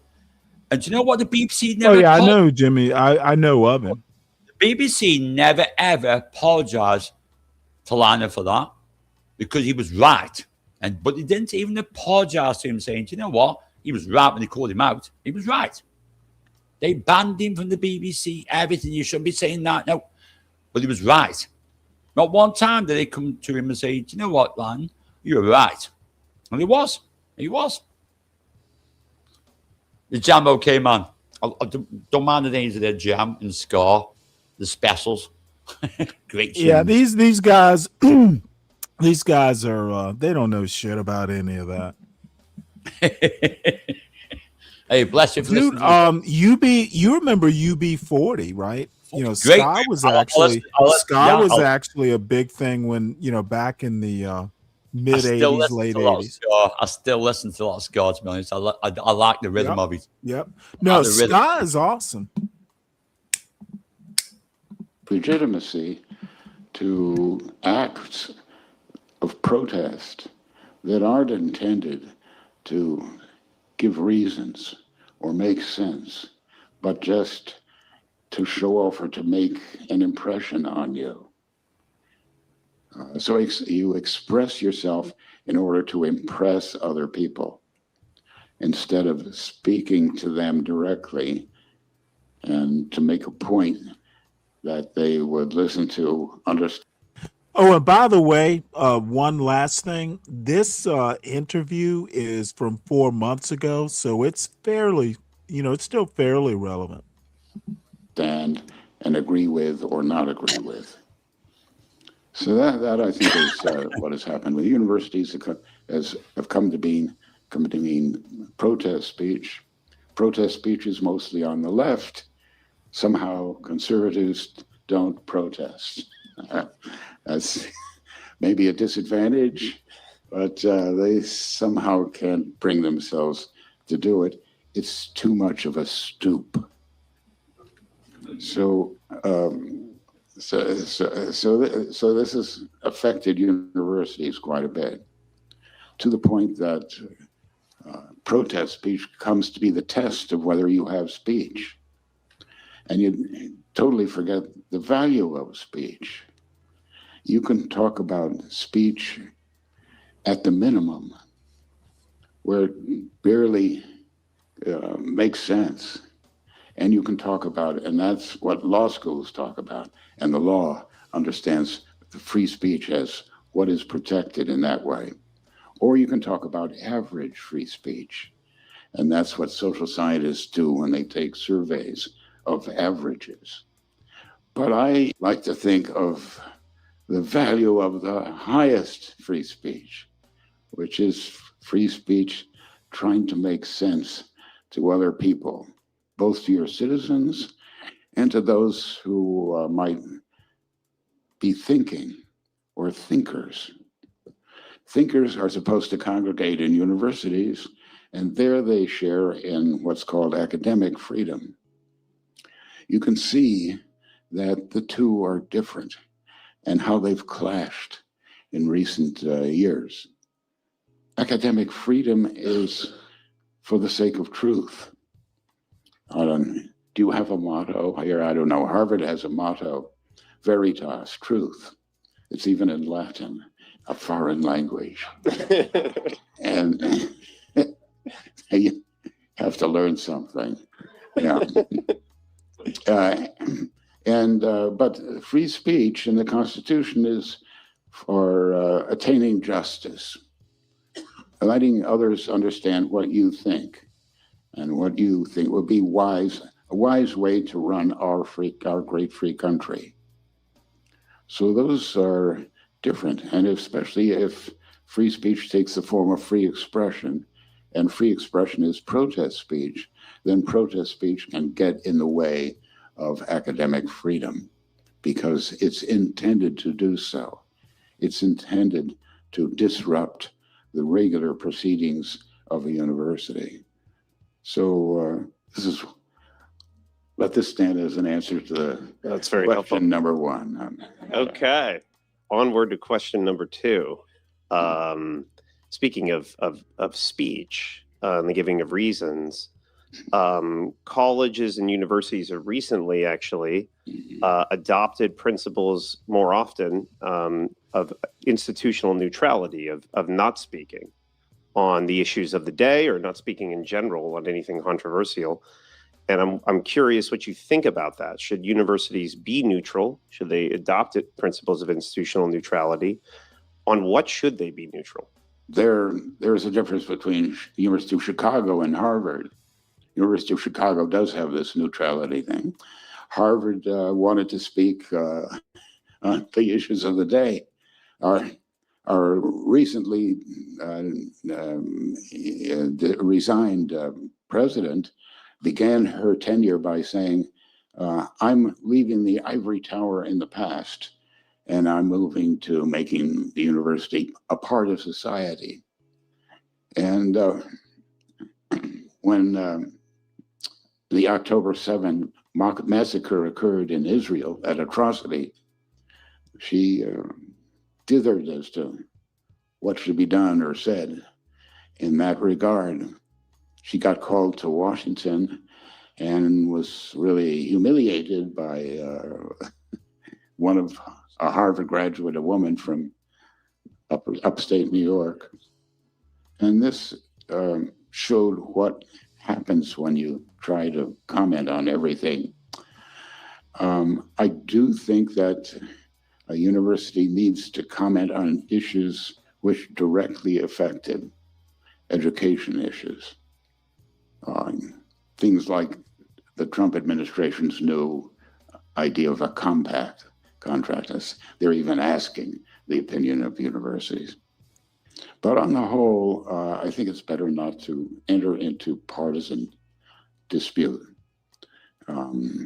Not maybe on the whole, not just on the whole, but absolutely stay out of partisan dispute. That's part of the ivory tower. An ivory tower towers over the rest of society. It has its base in that society. It needs that society to continue. But the conversations and the reasoning that goes on in the university, in that ivory tower, are not at the level of partisan political advantage. So I'm sorry, I looks on the stepped away. same. What'd you say? I said, yeah, sorry about that. I put a mate because I'm English and I forgot to put bro. I know you guys like to say bro. I always say mate, but it's an English thing. Sorry about that, man. I don't care. Bro, mate. Yeah, fucking jam. I think we all get the sentiment. Cheers. No, thanks for that, man. I like continue anyway. I'm listening to the guy, but I had to correct myself. Well, and say, I mean, he's kind of, he's, believe it or not, I think he's 93. So I mean, he's looking well for his bloody age. Oh, absolutely, he does. He's a wise old professor. So I mean, I'm looking and thinking he's about 70 or not fucking 90. No, he is. I know he's in his 90s. Let me look this up right quick. But I'm pretty sure he's 93. Thing is, I mean, his fucking brain's still intact. He's still working. He still logically knows what he's saying. Well, yeah. Thank God, not many youngins can do that as well.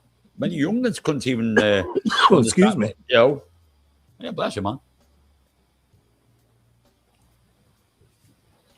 I don't think too many young ones nowadays can keep a logical conversation going. And this guy 90 odd, he knows what he's talking about. Well, I guess he spent years. Oh shit, he's 94. Yeah, wow. Bless him for that one. Yeah. So 93, 94. He may be on his way to 94, but he still knows he knows what he's talking about. He's logical. Well, he taught for like 60 years. But salute to him. And like I said, I've known who he is for quite some time. I've just very recently started kind of watching his interviews on YouTube. Mm-hmm. So, it's kind of, I'm doing the capital L liberalism journey. Part of that journey is you got to know Strauss and Straussians. These people. I had a professor, a comparative lit professor, believe it or not, who was he went to a place called St. John in Annapolis, Maryland, and got his PhD from Columbia. But there are still liberal arts colleges who do great books. Like when you read Dante, you're reading it in the Italian. Good book. So, these guys are like, it's a tough program, if you're into the liberal arts. Mansfield, Strauss, specifically in Mansfield is kind of a disciple of Jaffa. Jaffa was Strauss's student. I think Mansfield is a student of Jaffa. It's almost like a Socrates, Plato,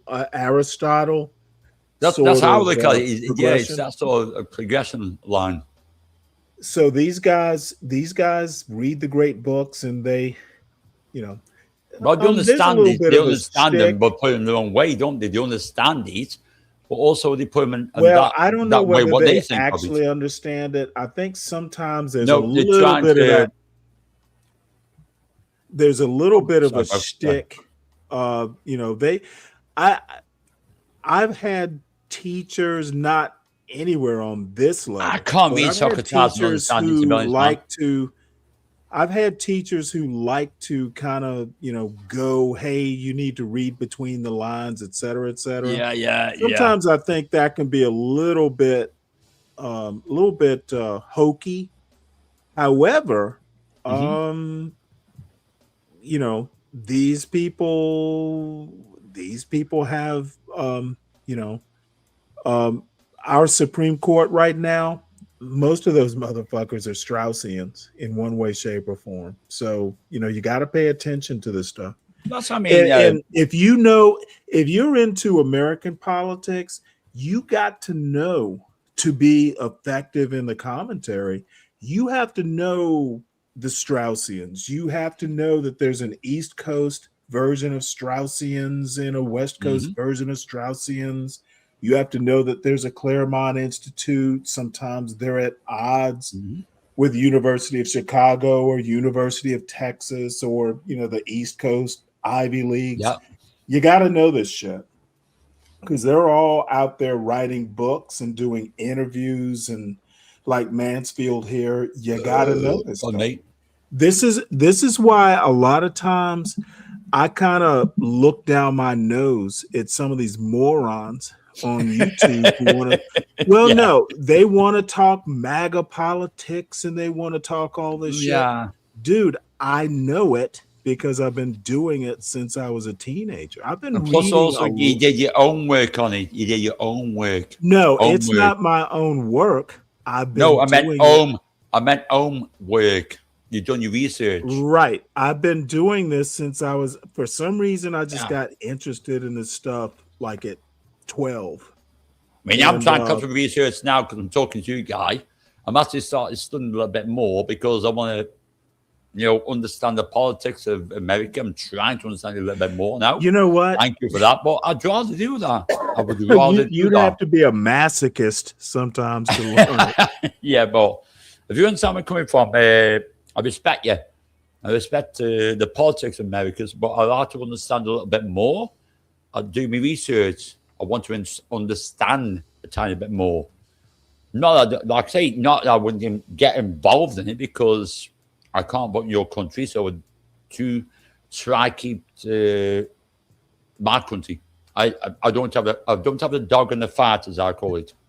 I don't have a dog in the fight. So when an American guy, guys are talking politics, I tend to sit in the sidelines and go, I let the guys talk here because they come from America.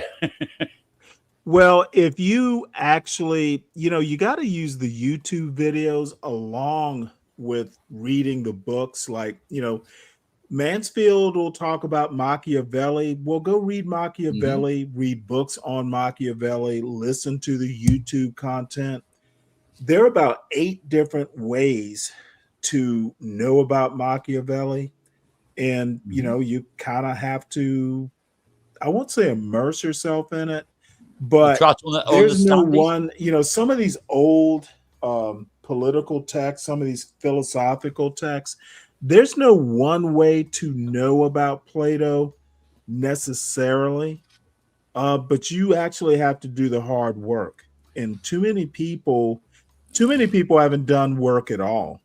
Oh, man, I'll tell you what, I'll say, bro, I mean, I love Greece, and first time there, like I say, I'm a blue collar worker. I always say, not in tourist sections. I stay with the Greeks, and you know I'm privileged for it. And the first time they took me somewhere, I said, I really want to see the home of democracy, or where it started. Now we got a bloody tourist there. He says, "No, it's here.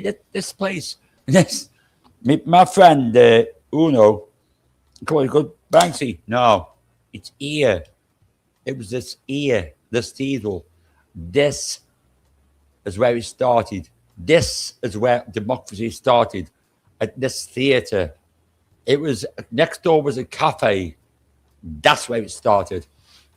So, I'd rather listen to Greeks. Don't listen to people that are tourists walking around and you aren't even from Greek. Listen to Greeks, what they say to you. There was a little cafe next door to the theatre where it started.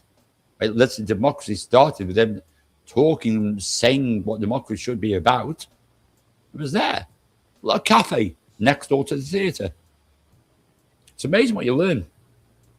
It's amazing what history learns you. Just need the right people to point you in that direction.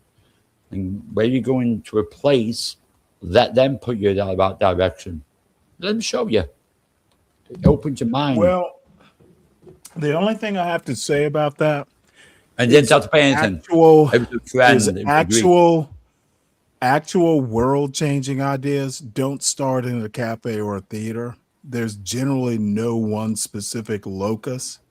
So, no, it just sounds amazing because there tends to be, in human affairs, there tends to be nothing new under the sun.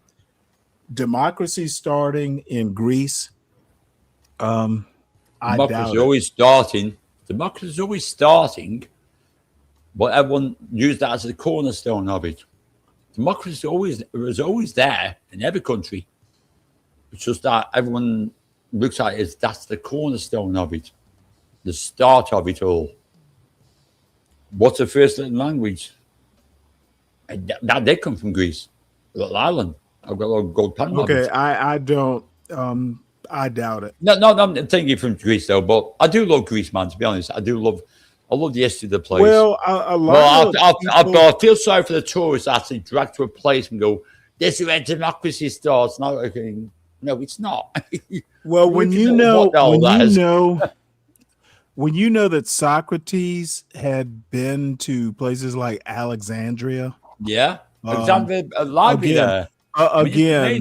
Again, there's nothing new under the sun. There has to be a first time for everything. I do agree with that. But this myth that democracy started at any one particular place, it's a myth. It's a myth. No, it's probably not true. Yeah, a myth. Because to me, democracy, I think, starts in every country. It's all underlined as everyone seems to celebrate history because it was calculated and written down. But I believe it started a long, long time before Greece, to be honest, man. But that's how I feel. It started a long, long time ago. Long time ago. Feeling is key to knowledge. Got to always feel the knowledge. I overthink myself sometimes, Paul. I always have this overthinking myself, going, do you know what? When I look at things and I go, now, because we all do. I feel some difference. Well, let's get back to Dr. Mansfield here. Right. Questions as politicians and citizens do, but at a higher or maybe even a deeper, high and deep level. So this is something Tocqueville tells you at the end of his introduction in Democracy in America. Shifting to Harvard for a moment, you mentioned Harvard earlier, and picking up in the title of your forthcoming book, what exactly went wrong with Harvard? Can it correct itself? Or is external reform, speaking of the Trump compact, is that the only solution? The title of the book, this is just a collection of articles on Harvard, is Where Harvard Went Wrong. And the subtitle is 50 Years of Commentary That Fell on Deaf Ears. So that's what I'm going to be retailing in April. So I think some mistakes were made. And what were they? What went wrong? Well, what mainly went wrong is that they adopted a policy of what they called diversity that wasn't diversity in the most important thing, which is diversity of opinion, or viewpoint diversity, as the phrase goes.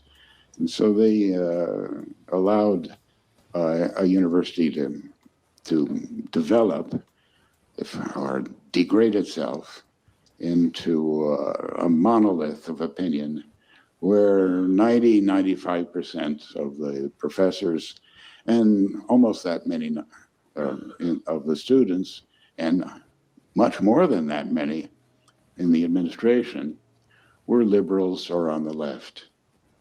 So, and putting themselves in a position where they had nothing to say and nothing really to hear from half of the country.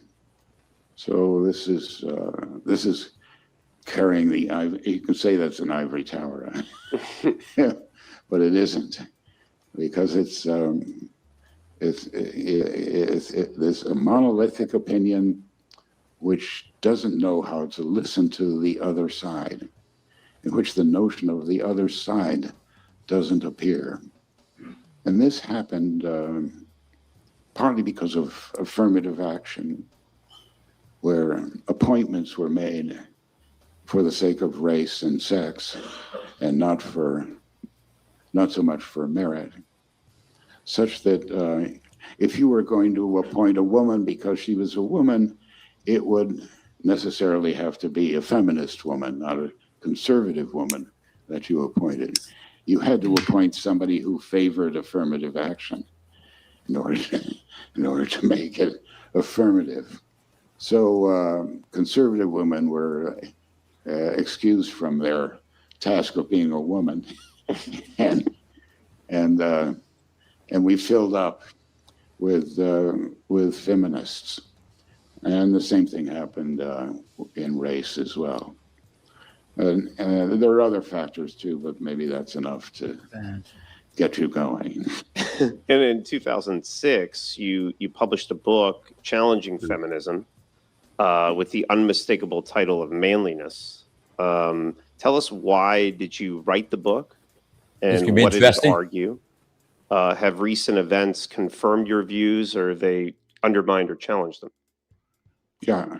That book was addressed to educated women. I said that on the first page. It didn't get to very many of them. It was it got a reception. It was reviewed everywhere, and usually by it was given to a feminist to review. So I had a lot of hostility. I learned to live with that. And you were on Stephen Colbert's show. On the Colbert show, yeah, that was the height of it. Yeah. Anyway, and this was all in 2006. The manliness I understand as the quality of taking charge in a situation of risk where others. Well, here's one of the things that I have huge problems with his point here. Same thing with affirmative action, same thing with feminism. Look, there can be problems with a policy, but you don't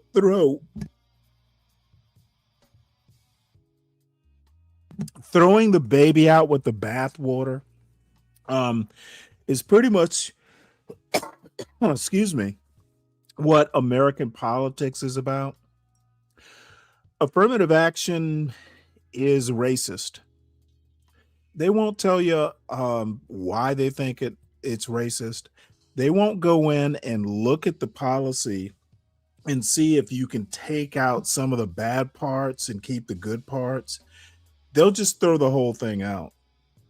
That's taking feminism and then saying manliness is an actual counterbalance is obtuse. And I suspect Mansfield knows this. And maybe, these people are thinking you fight fire with fire. You you fight blunt force with blunt force. But in the end, it winds up fucking things up more. MAGA as an antidote to wokeness or whatever MAGA's supposed to be, elitism. MAGA is a goddamn disaster. And people who voted for MAGA as an antidote to wokeness or anything like that, look at the fuck up they have created. Trump is a goddamn disaster. MAGA is a disaster. Iran, hopefully it can be kind of cleaned up. Something comes out of it. It's a disaster. Okay, we have an American president who has pissed off the world, but he's, dude, essentially because Iran blockaded the Straits of Hormuz, his idea is, well, let's blockade Iran. Let's blockade the blockaders. It's moronic. To me, man, the IRGC blockaded that. All I want is the Iranians to get the freedom back, to get the country back, to be honest. The Iranians to get their country back, to take it themselves. Take it themselves. 47 years. 47 years of oppression. And you had an it? You had an Anand and that oppression 47 years ago. The English, the French, and the Americans. 47 years ago. Now it's too late to clean up the mess. Now it's just made it worse. Just made it worse. I just hope the Iranians get the country back. So let's not. My point is, let's just counter it. Let's do blunt force or fire with fire, blunt force with blunt force. Let's not take a nuanced approach. Let's not think about how we deal with the Straits of Hormuz. Let's just blockade. Let's do blockade. Let's blockade. I don't get that one. Yeah, I don't get that one. It is literally, but the thing is Trump is not the problem. The people who voted for Trump are the problem. And they don't like to hear it. But if you cast a vote for Trump, you knew shit like this could happen. But you did it anyway. And now we're going to reap or inherit the wind. And it is what it is. We'll survive. But goddamn, dude, don't come up here and tell me how great Trump is. The people who elected him aren't great. Hold back or don't feel entitled or either entitled or capable of dealing with something. So manliness in that definition applies not to very many men. And I think it is as a virtue, it's something that manly men use to reproach unmanly men. Not so much for women. Women are excused for being women. They have something positive about them, as distinguished from the feminist point of view, which tends to render women without a definition to hold to and follow and think about. So that's what I try to do in that book. I didn't mean to discuss masculinity, although I do to some extent. Masculinity is what distinguishes all males, you could say, from women.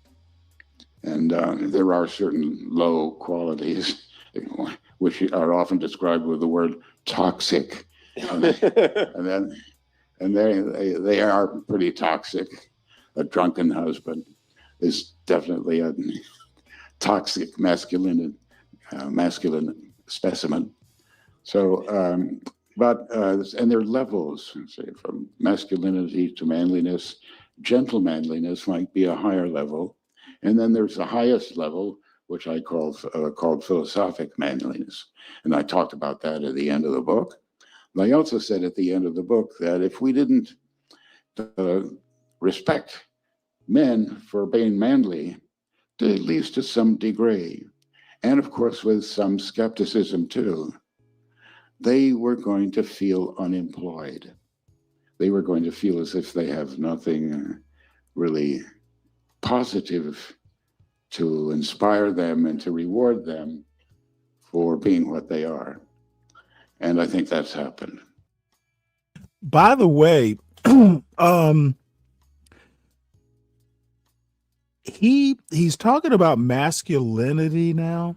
A few years ago, he was talking about manliness and made a distinction between being manly and masculine. I'm interested if he'll make the distinction. What the older interview that I heard, which I haven't actually shown here, I took his point to be a really good point, manly versus masculine. I don't seem to be hearing that, but we'll give him a second to develop the point. We have a crisis of unemployment, and it's in the job of being a manly man.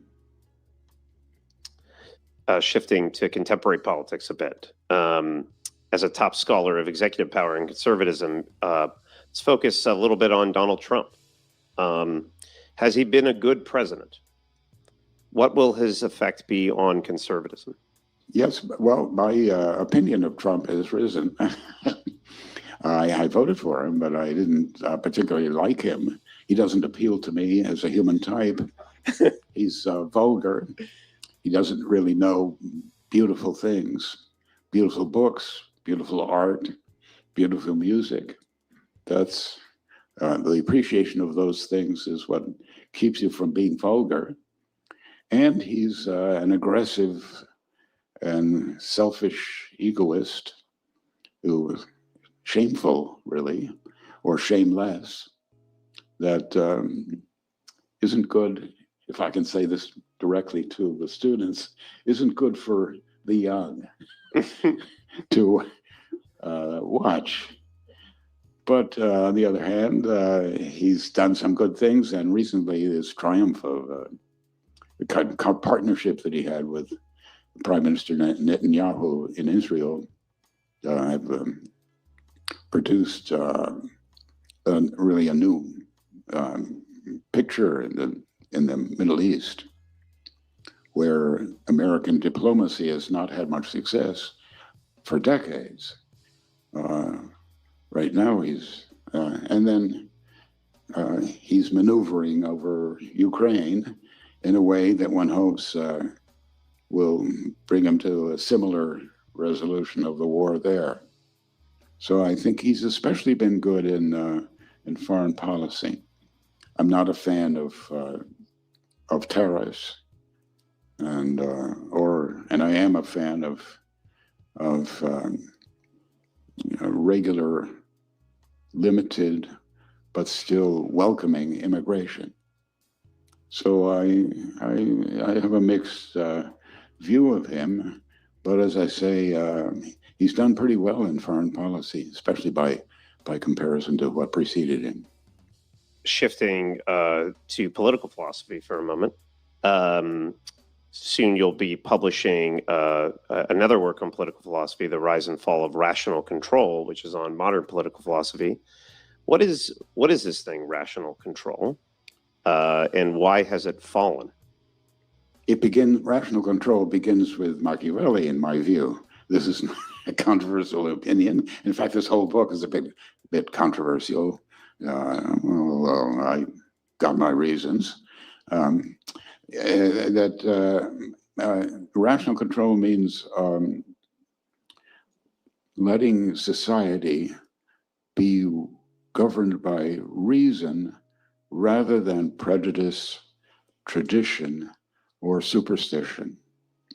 So I mean, rather than religion, rather than the way things have been, and rather than people who are prejudiced against other people.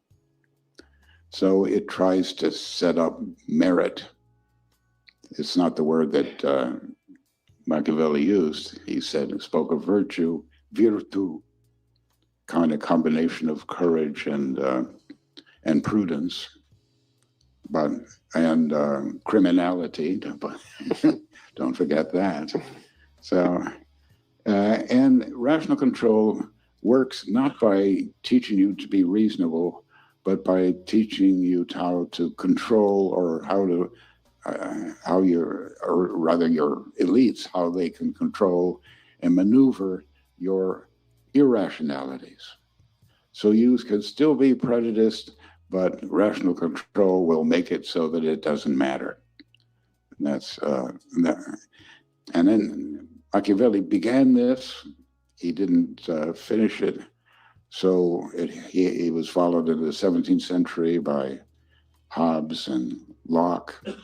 These are the people I take up in my book, who transformed his virtue into a notion of rights, individual rights, which we're all much more familiar with than we are with Machiavelli.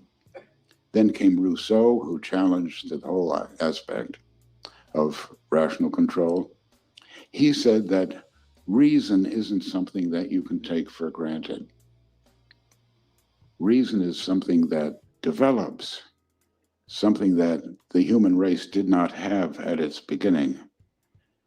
We began as just complicated animals, and it was only over decades, or rather centuries or millennia of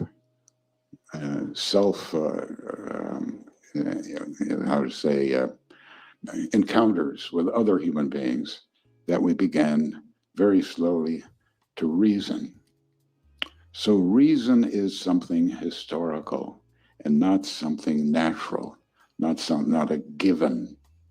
And this means that obviously rational control is much thrown into confusion and doubt. And that's what happened first in Rousseau. Then the German idealists came along and tried to save reason. That's Kant and Hegel. And then, since Hegel tried to make a picture of world history that made sense of all history, abolishing the kind of chance event that historians usually specialize in. But that was not successful, and in the very next generation, he was attacked by Marx, who spoke of the historical necessity of capitalist exploitation, which destroys itself, leaving a new and utterly free form of society, which he called communism. And this was opposed as another form of fallen rational control by Nietzsche, who looked at history and said, we need to create. History is creating. Past creations have come to nothing. And he gave a definition of nihilism, which he thought humanity now faced. Nihilism says, nothing is true, everything is permitted. That's what he thought rational control had come to. He tried to work his way out of it with a notion of creativity, which has to some extent succeeded. We all like to be told we're creative, and though we aren't. Let's leave it at that. Excellent. And because of that crisis of modern rationalism that you mentioned, following Leo Strauss, you seem to favor the ancients over the moderns, or at least that's my impression. But you've written just almost exclusively about the moderns. You have written some about the ancients, but mostly about the moderns. This question is, what do you find so valuable in the moderns if the whole project has ended in a kind of collapse or crisis? And are there certain elements of human or political life that the moderns understood better than the ancients?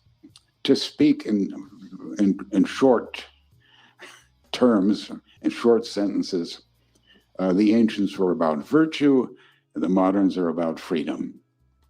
So what the moderns learned and showed, you could say, to the ancients was how to run a big country, how to have a big country which is, because it's big, heterogeneous, full of people of different kinds and different ethnic origins and different opinions, different occupations, different weather, differences, and in which freedom seems to work better than virtue, because freedom has more flexibility to it, and virtue seems to be too demanding. But I would rather speak in the other direction of what the ancients can offer to the moderns. That's our situation. We are inevitably modern. We have a big country, and we believe in freedom, and we believe in individual rights. And that's not going to go away. And if it does go away, it won't go to something better. So, but we can learn a little bit to understand, appreciate virtue, moral virtue, and intellectual virtue. You want to read Aristotle's Nicomachean Ethics. It has a lot in it. It tells you 11 virtues. This is what I used to do in my course. And if you want to pass the exam, you have to be able to name all 11. Don't ask me to do it now. All right, coming down from the Olympian heights, I'll end with a question for our students and parents in the audience. So I want to close by asking you to offer them, the students and the parents of students, advice as they begin their careers. How should they make the most of their time here at UATX? Oh, do what UATX does best, which is read the great books and study the best expressions of modern disciplines. You know, because of the heterogeneous character, the diversity of our country, I would say to a young person today, and either as parent or as professor, do something you can be proud of. Will it make you proud to do this? And that doesn't necessarily exclude sanitation engineers, if you want to call it that, because earning your living is something everyone can do to be proud of. Most of you will be proud of something better than janitors, but if you can see that it makes you a better person and makes you think and enjoy and socialize with other people, that's a kind of proud life which, in a kind of very general way, one might say to most any student here or elsewhere. Do something you can be proud of. Excellent. Okay. Well, I'd like to thank you for that and open up to audience questions. Thank you so much for coming here to speak today. I'm James. I'm a freshman here at UATX, and I was wondering, how do you create a diversity of opinion on campus, and where on campus is diversity of opinion important? Is it with students, faculty, staff, or a little bit of everywhere? I'm not sure you have to create it. All you have to do is release it, because people do differ and they have different opinions and different reactions to the same thing. So, and I mean, obviously you can stand as a beacon that represents a a certain opinion, as does this university, namely that the elite universities of privilege have lost their way and need to be reminded of what knowledge is and what academic freedom requires. So I can see that that students here would have that general outlook, but there are many different expressions of that, which if you just let them come out, they'll be there. Hello, thank you for being here today. My name is Tony. I'm also a freshman here. And my question for you is someone who has already contributed so much to the education field and worked at like Harvard for 50 plus years. What inspires you to keep on going and to like do this things like tonight and come to speak to us on your free time? Maybe it's just continued motion. I can't stop. Yes, you get old and you get tired, but you remember what you used to do, and it's a little bit of a reminiscence for me to come and do this kind of thing, and I'll probably keep trying until I fall on my face,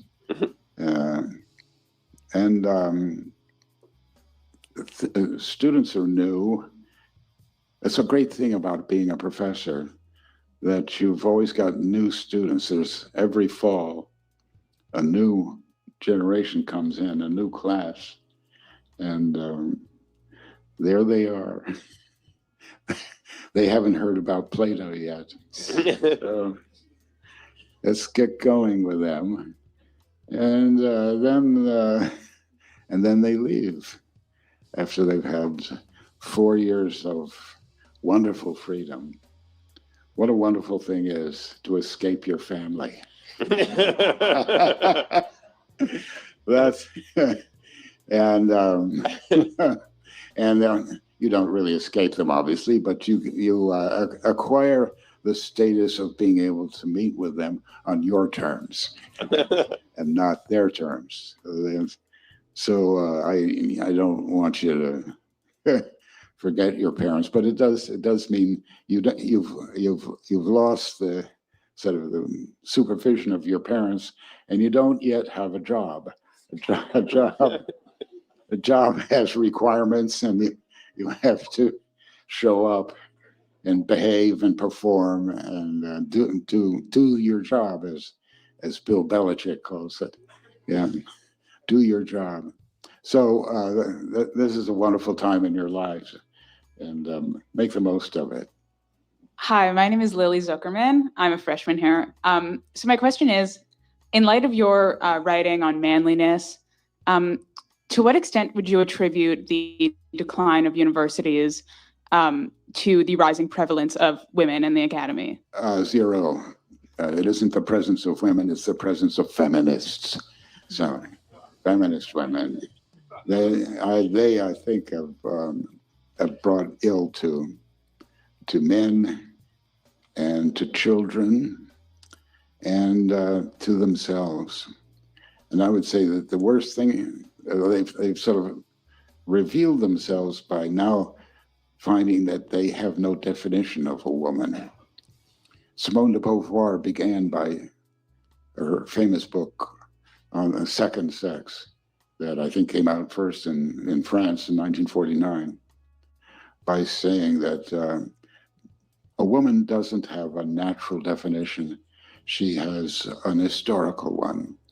So it's just over history that women have been forced, say, by outside powers, namely especially men, to be the way that they are. And they aren't, and now said we can abolish that, and women can be free to find their own definition. But they didn't she didn't offer any guide as to what that might be. And I think that failure has been fatal to feminism. We had this wonderful new black woman on the Supreme Court, Ketanji Jackson, said in answer to a question from a senator at her confirmation hearing, he said, what do you think a woman is? And she essentially refused to answer. She didn't have a definition. What has that led to? Transgender. So, transgender defines a woman or a man as having no definition. That's a kind of contradiction. So you need a book that's an answer to, but also maybe an imitation of my manliness book. There needs to be a good book on. Let me make a comment here. So he is going to blame transgender on Ketanji Brown Jackson. He would never do this sort of thing outside of the university at Austin. It is one of the more stupid things I've heard. The process that Ketanji Brown Jackson went through was a political process. Okay, we don't expect honesty in our political processes. That in and of itself is a problem. But this sort of disingenuous response is quite frankly stunning. And while I'm a fan of Professor Mansfield, he's not a saint. Okay. He is a flawed person, just like the rest of us. This answer right here is frankly disgusting, unacceptable. And I bet he wouldn't do it if this is like the 94-year-old version of Charlie Kirk, just doing hot takes. Not a good show. Thank you. Yeah. Hi, my name is Merrick. I'm a sophomore. I have a question about rational control, because in the classes in which I've studied here, Machiavelli and Hobbes and Locke, we've talked about each of them as if they each have their own justification for that rational control. And it sounded like you were saying rational control reason shouldn't really need a justification, or does it? And what is Machiavelli's as opposed to Hobbes's, which seems to be the sovereign, and Locke's, which seems to be the conscience? Is Machiavelli's just what's practical is reasonable? Okay, you're a sophomore, so you want to know about rational control. Yeah. That's what you've learned. Yeah, you're second year. That's great. Well, yeah, there are. I don't think there are different justifications so much as different ways or modes of maintaining it. The justification is what Francis Bacon spoke of, the relief of man's estate. That's a phrase what he did. And the acquiring of power over all things. So it's to make us more powerful, and it's to relieve our estate. Notice, like a Christian, he speaks of the need for relief or repentance, but he has a very different answer as to how to get it. And how to get it is to make human beings more powerful. That is the beginning of modernity, and you see it in Machiavelli, and you also see it in AI today. And the purpose is to make us more powerful. My wife and I this morning had a ride in a Whammo.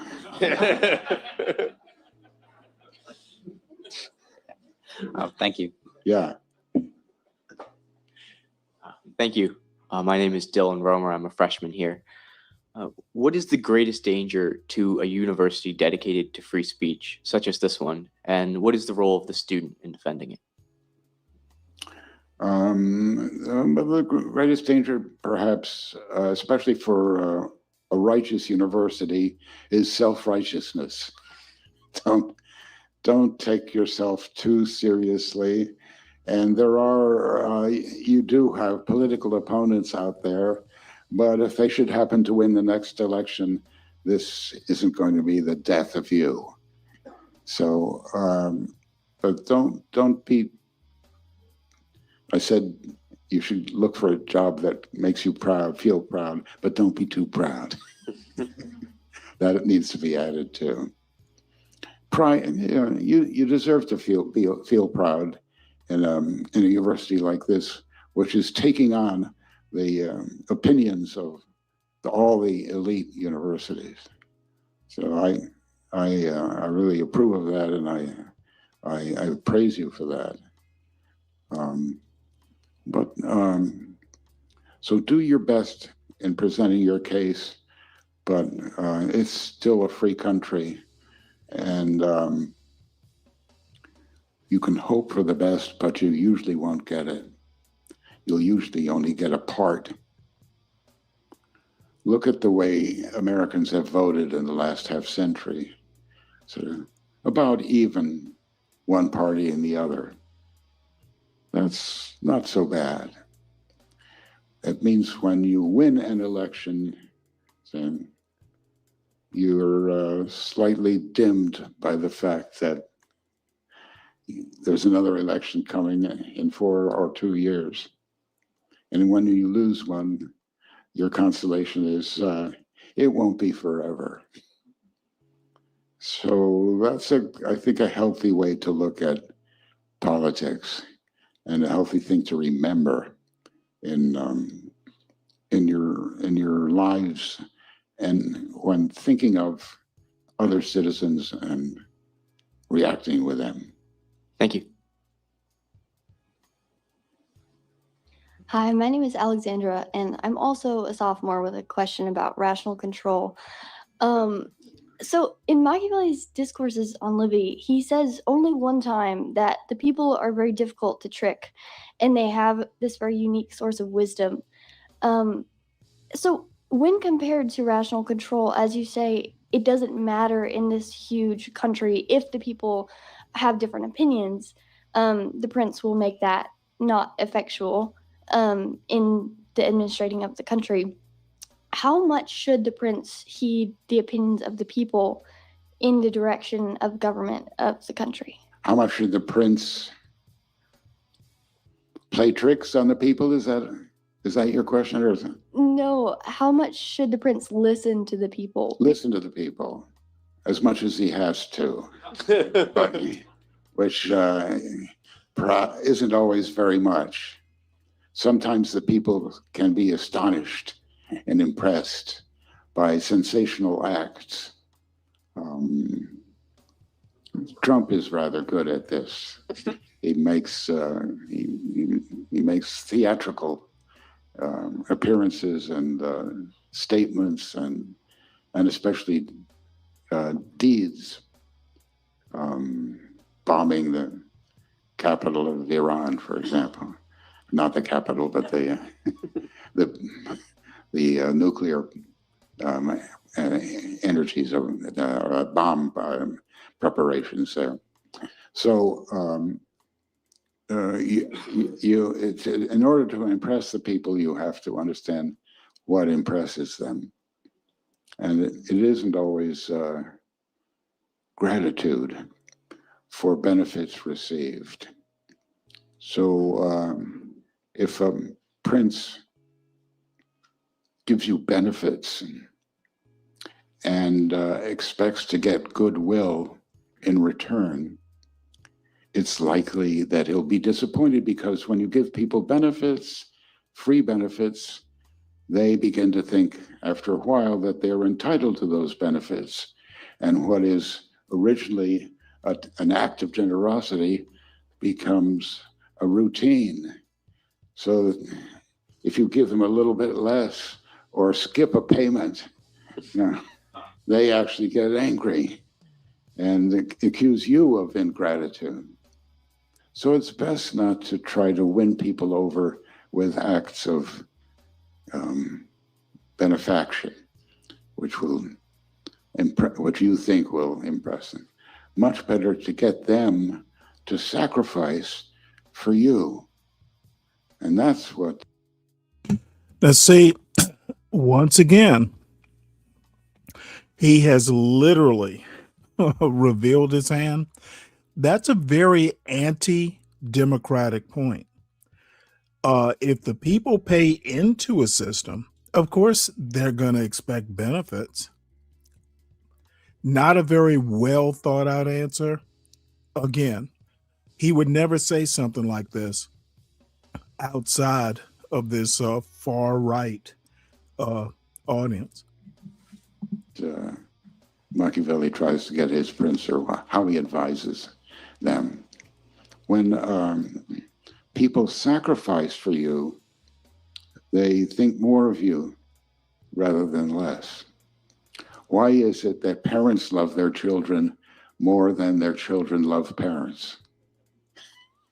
Because the parents have invested so much in their children. That's so you love them. And your children are a little more unsparing in their attitude. So you mustn't be that way, but it's what Machiavelli, I think, would advise you. Thank you. Hi, my name is Miles. I'm a freshman here. Today, we just finished reading Plato's Republic.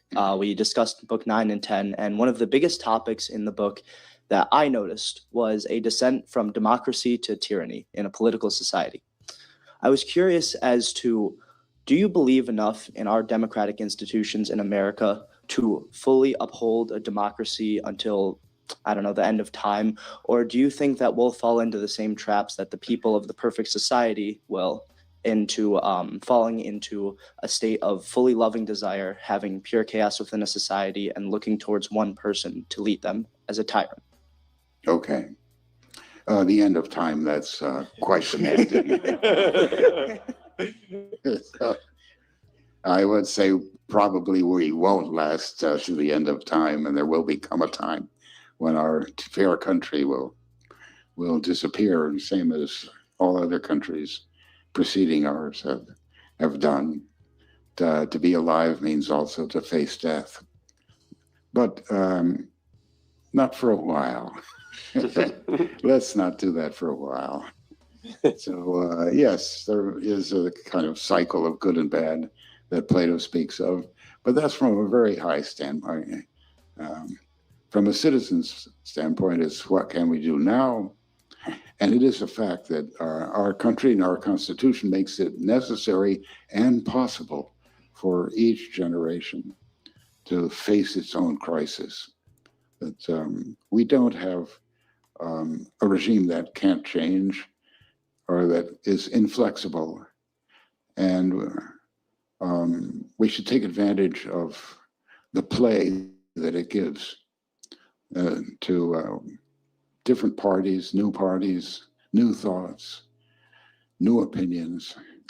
We must take advantage of those to keep sort of our balance on the balls of our feet.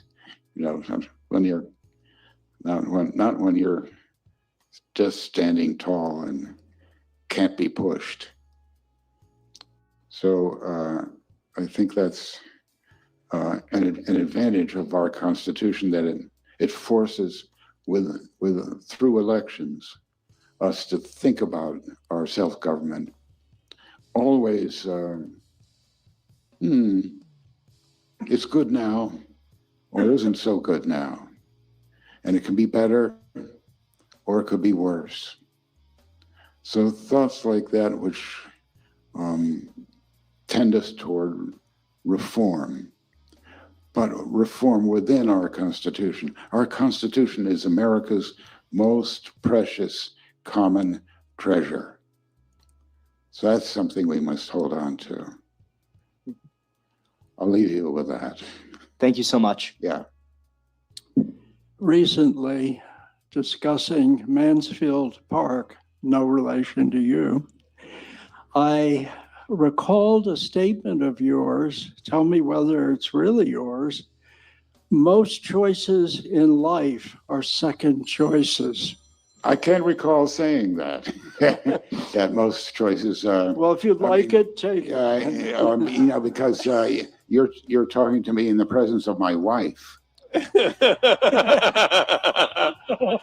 Oh, I apologize.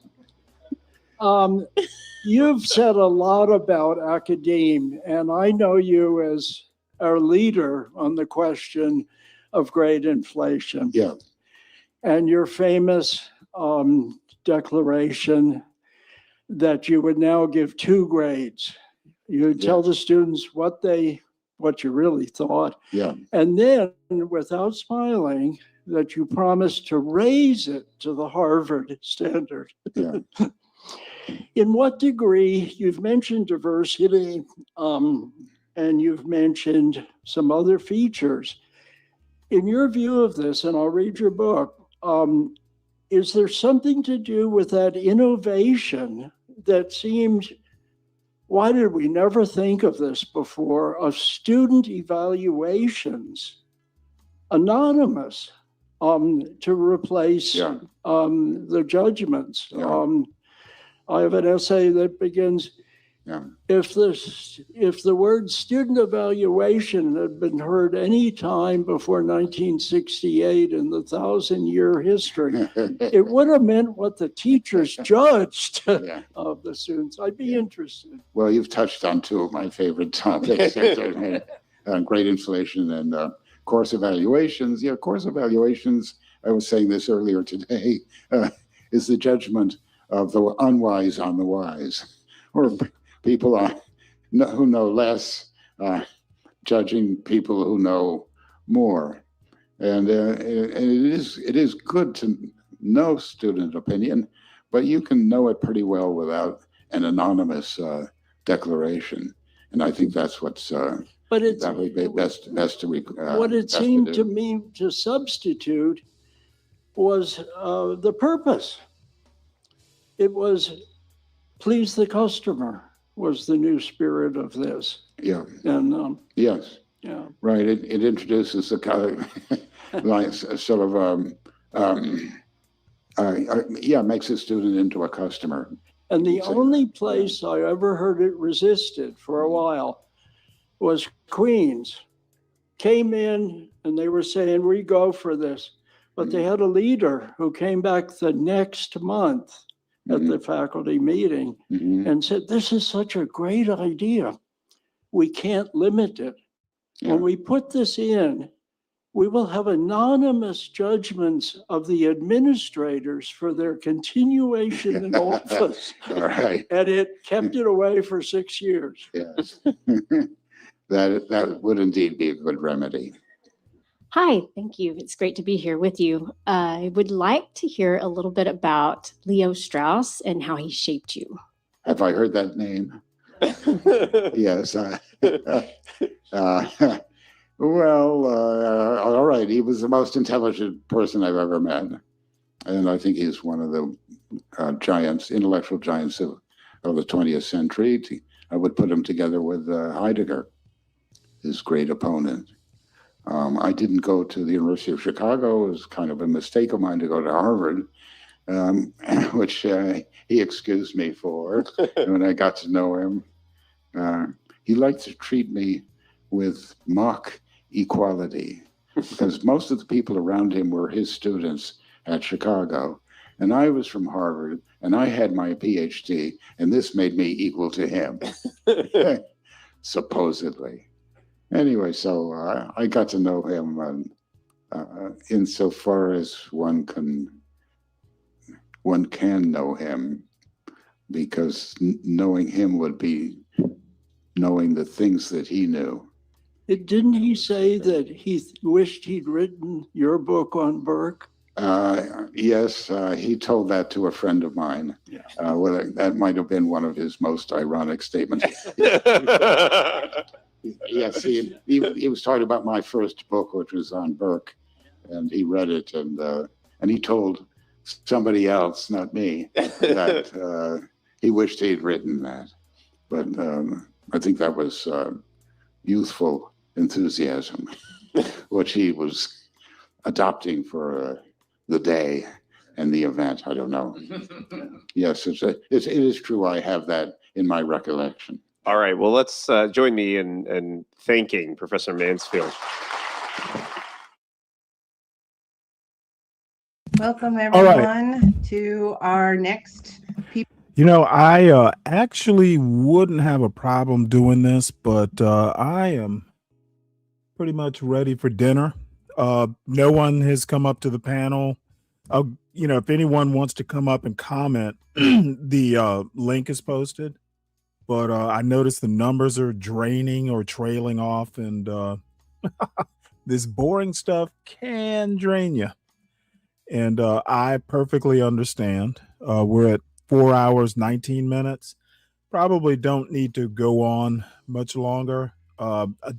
Actually, JD Vance didn't realize he's in at the University of Georgia today, not a couple hours from where I am.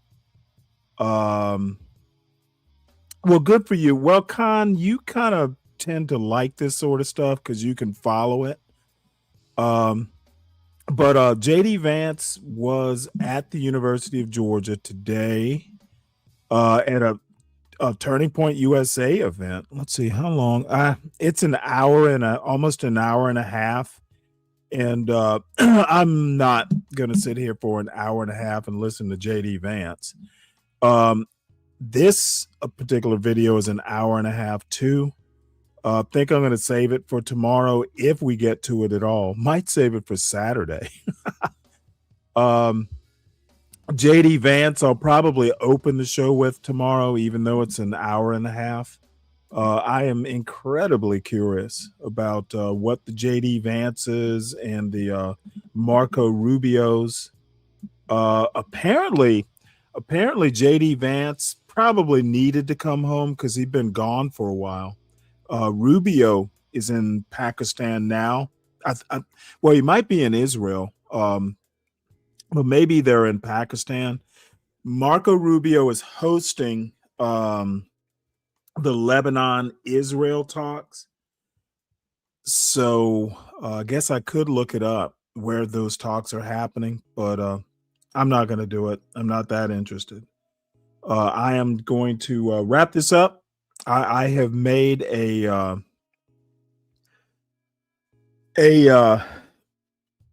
what's the inside out pizza? I can't even think of the name of it, but dinner's in the oven, and I'm getting hungry.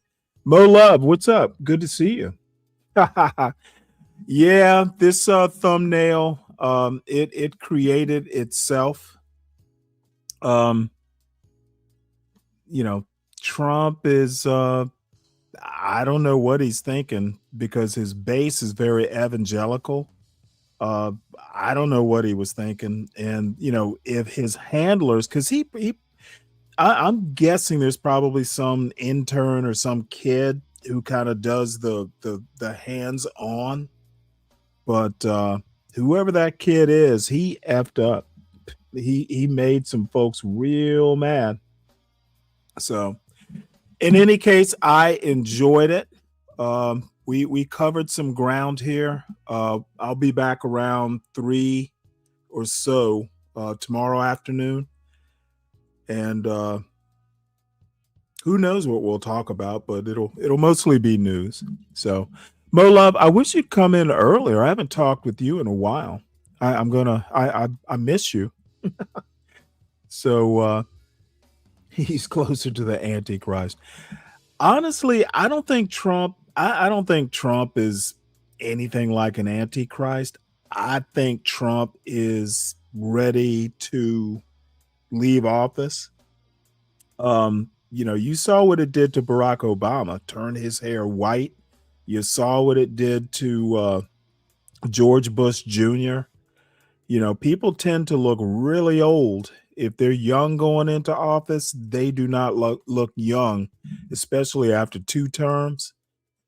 So I can only imagine, if you're in your late 70s or 80s, why we want to make an 80-year-old president or, anyone like 75 or older president, because obviously it's a stressful job. I hear all these young people complaining about the boomers. Who the hell do you think is electing people like Trump or Jim Clyburn?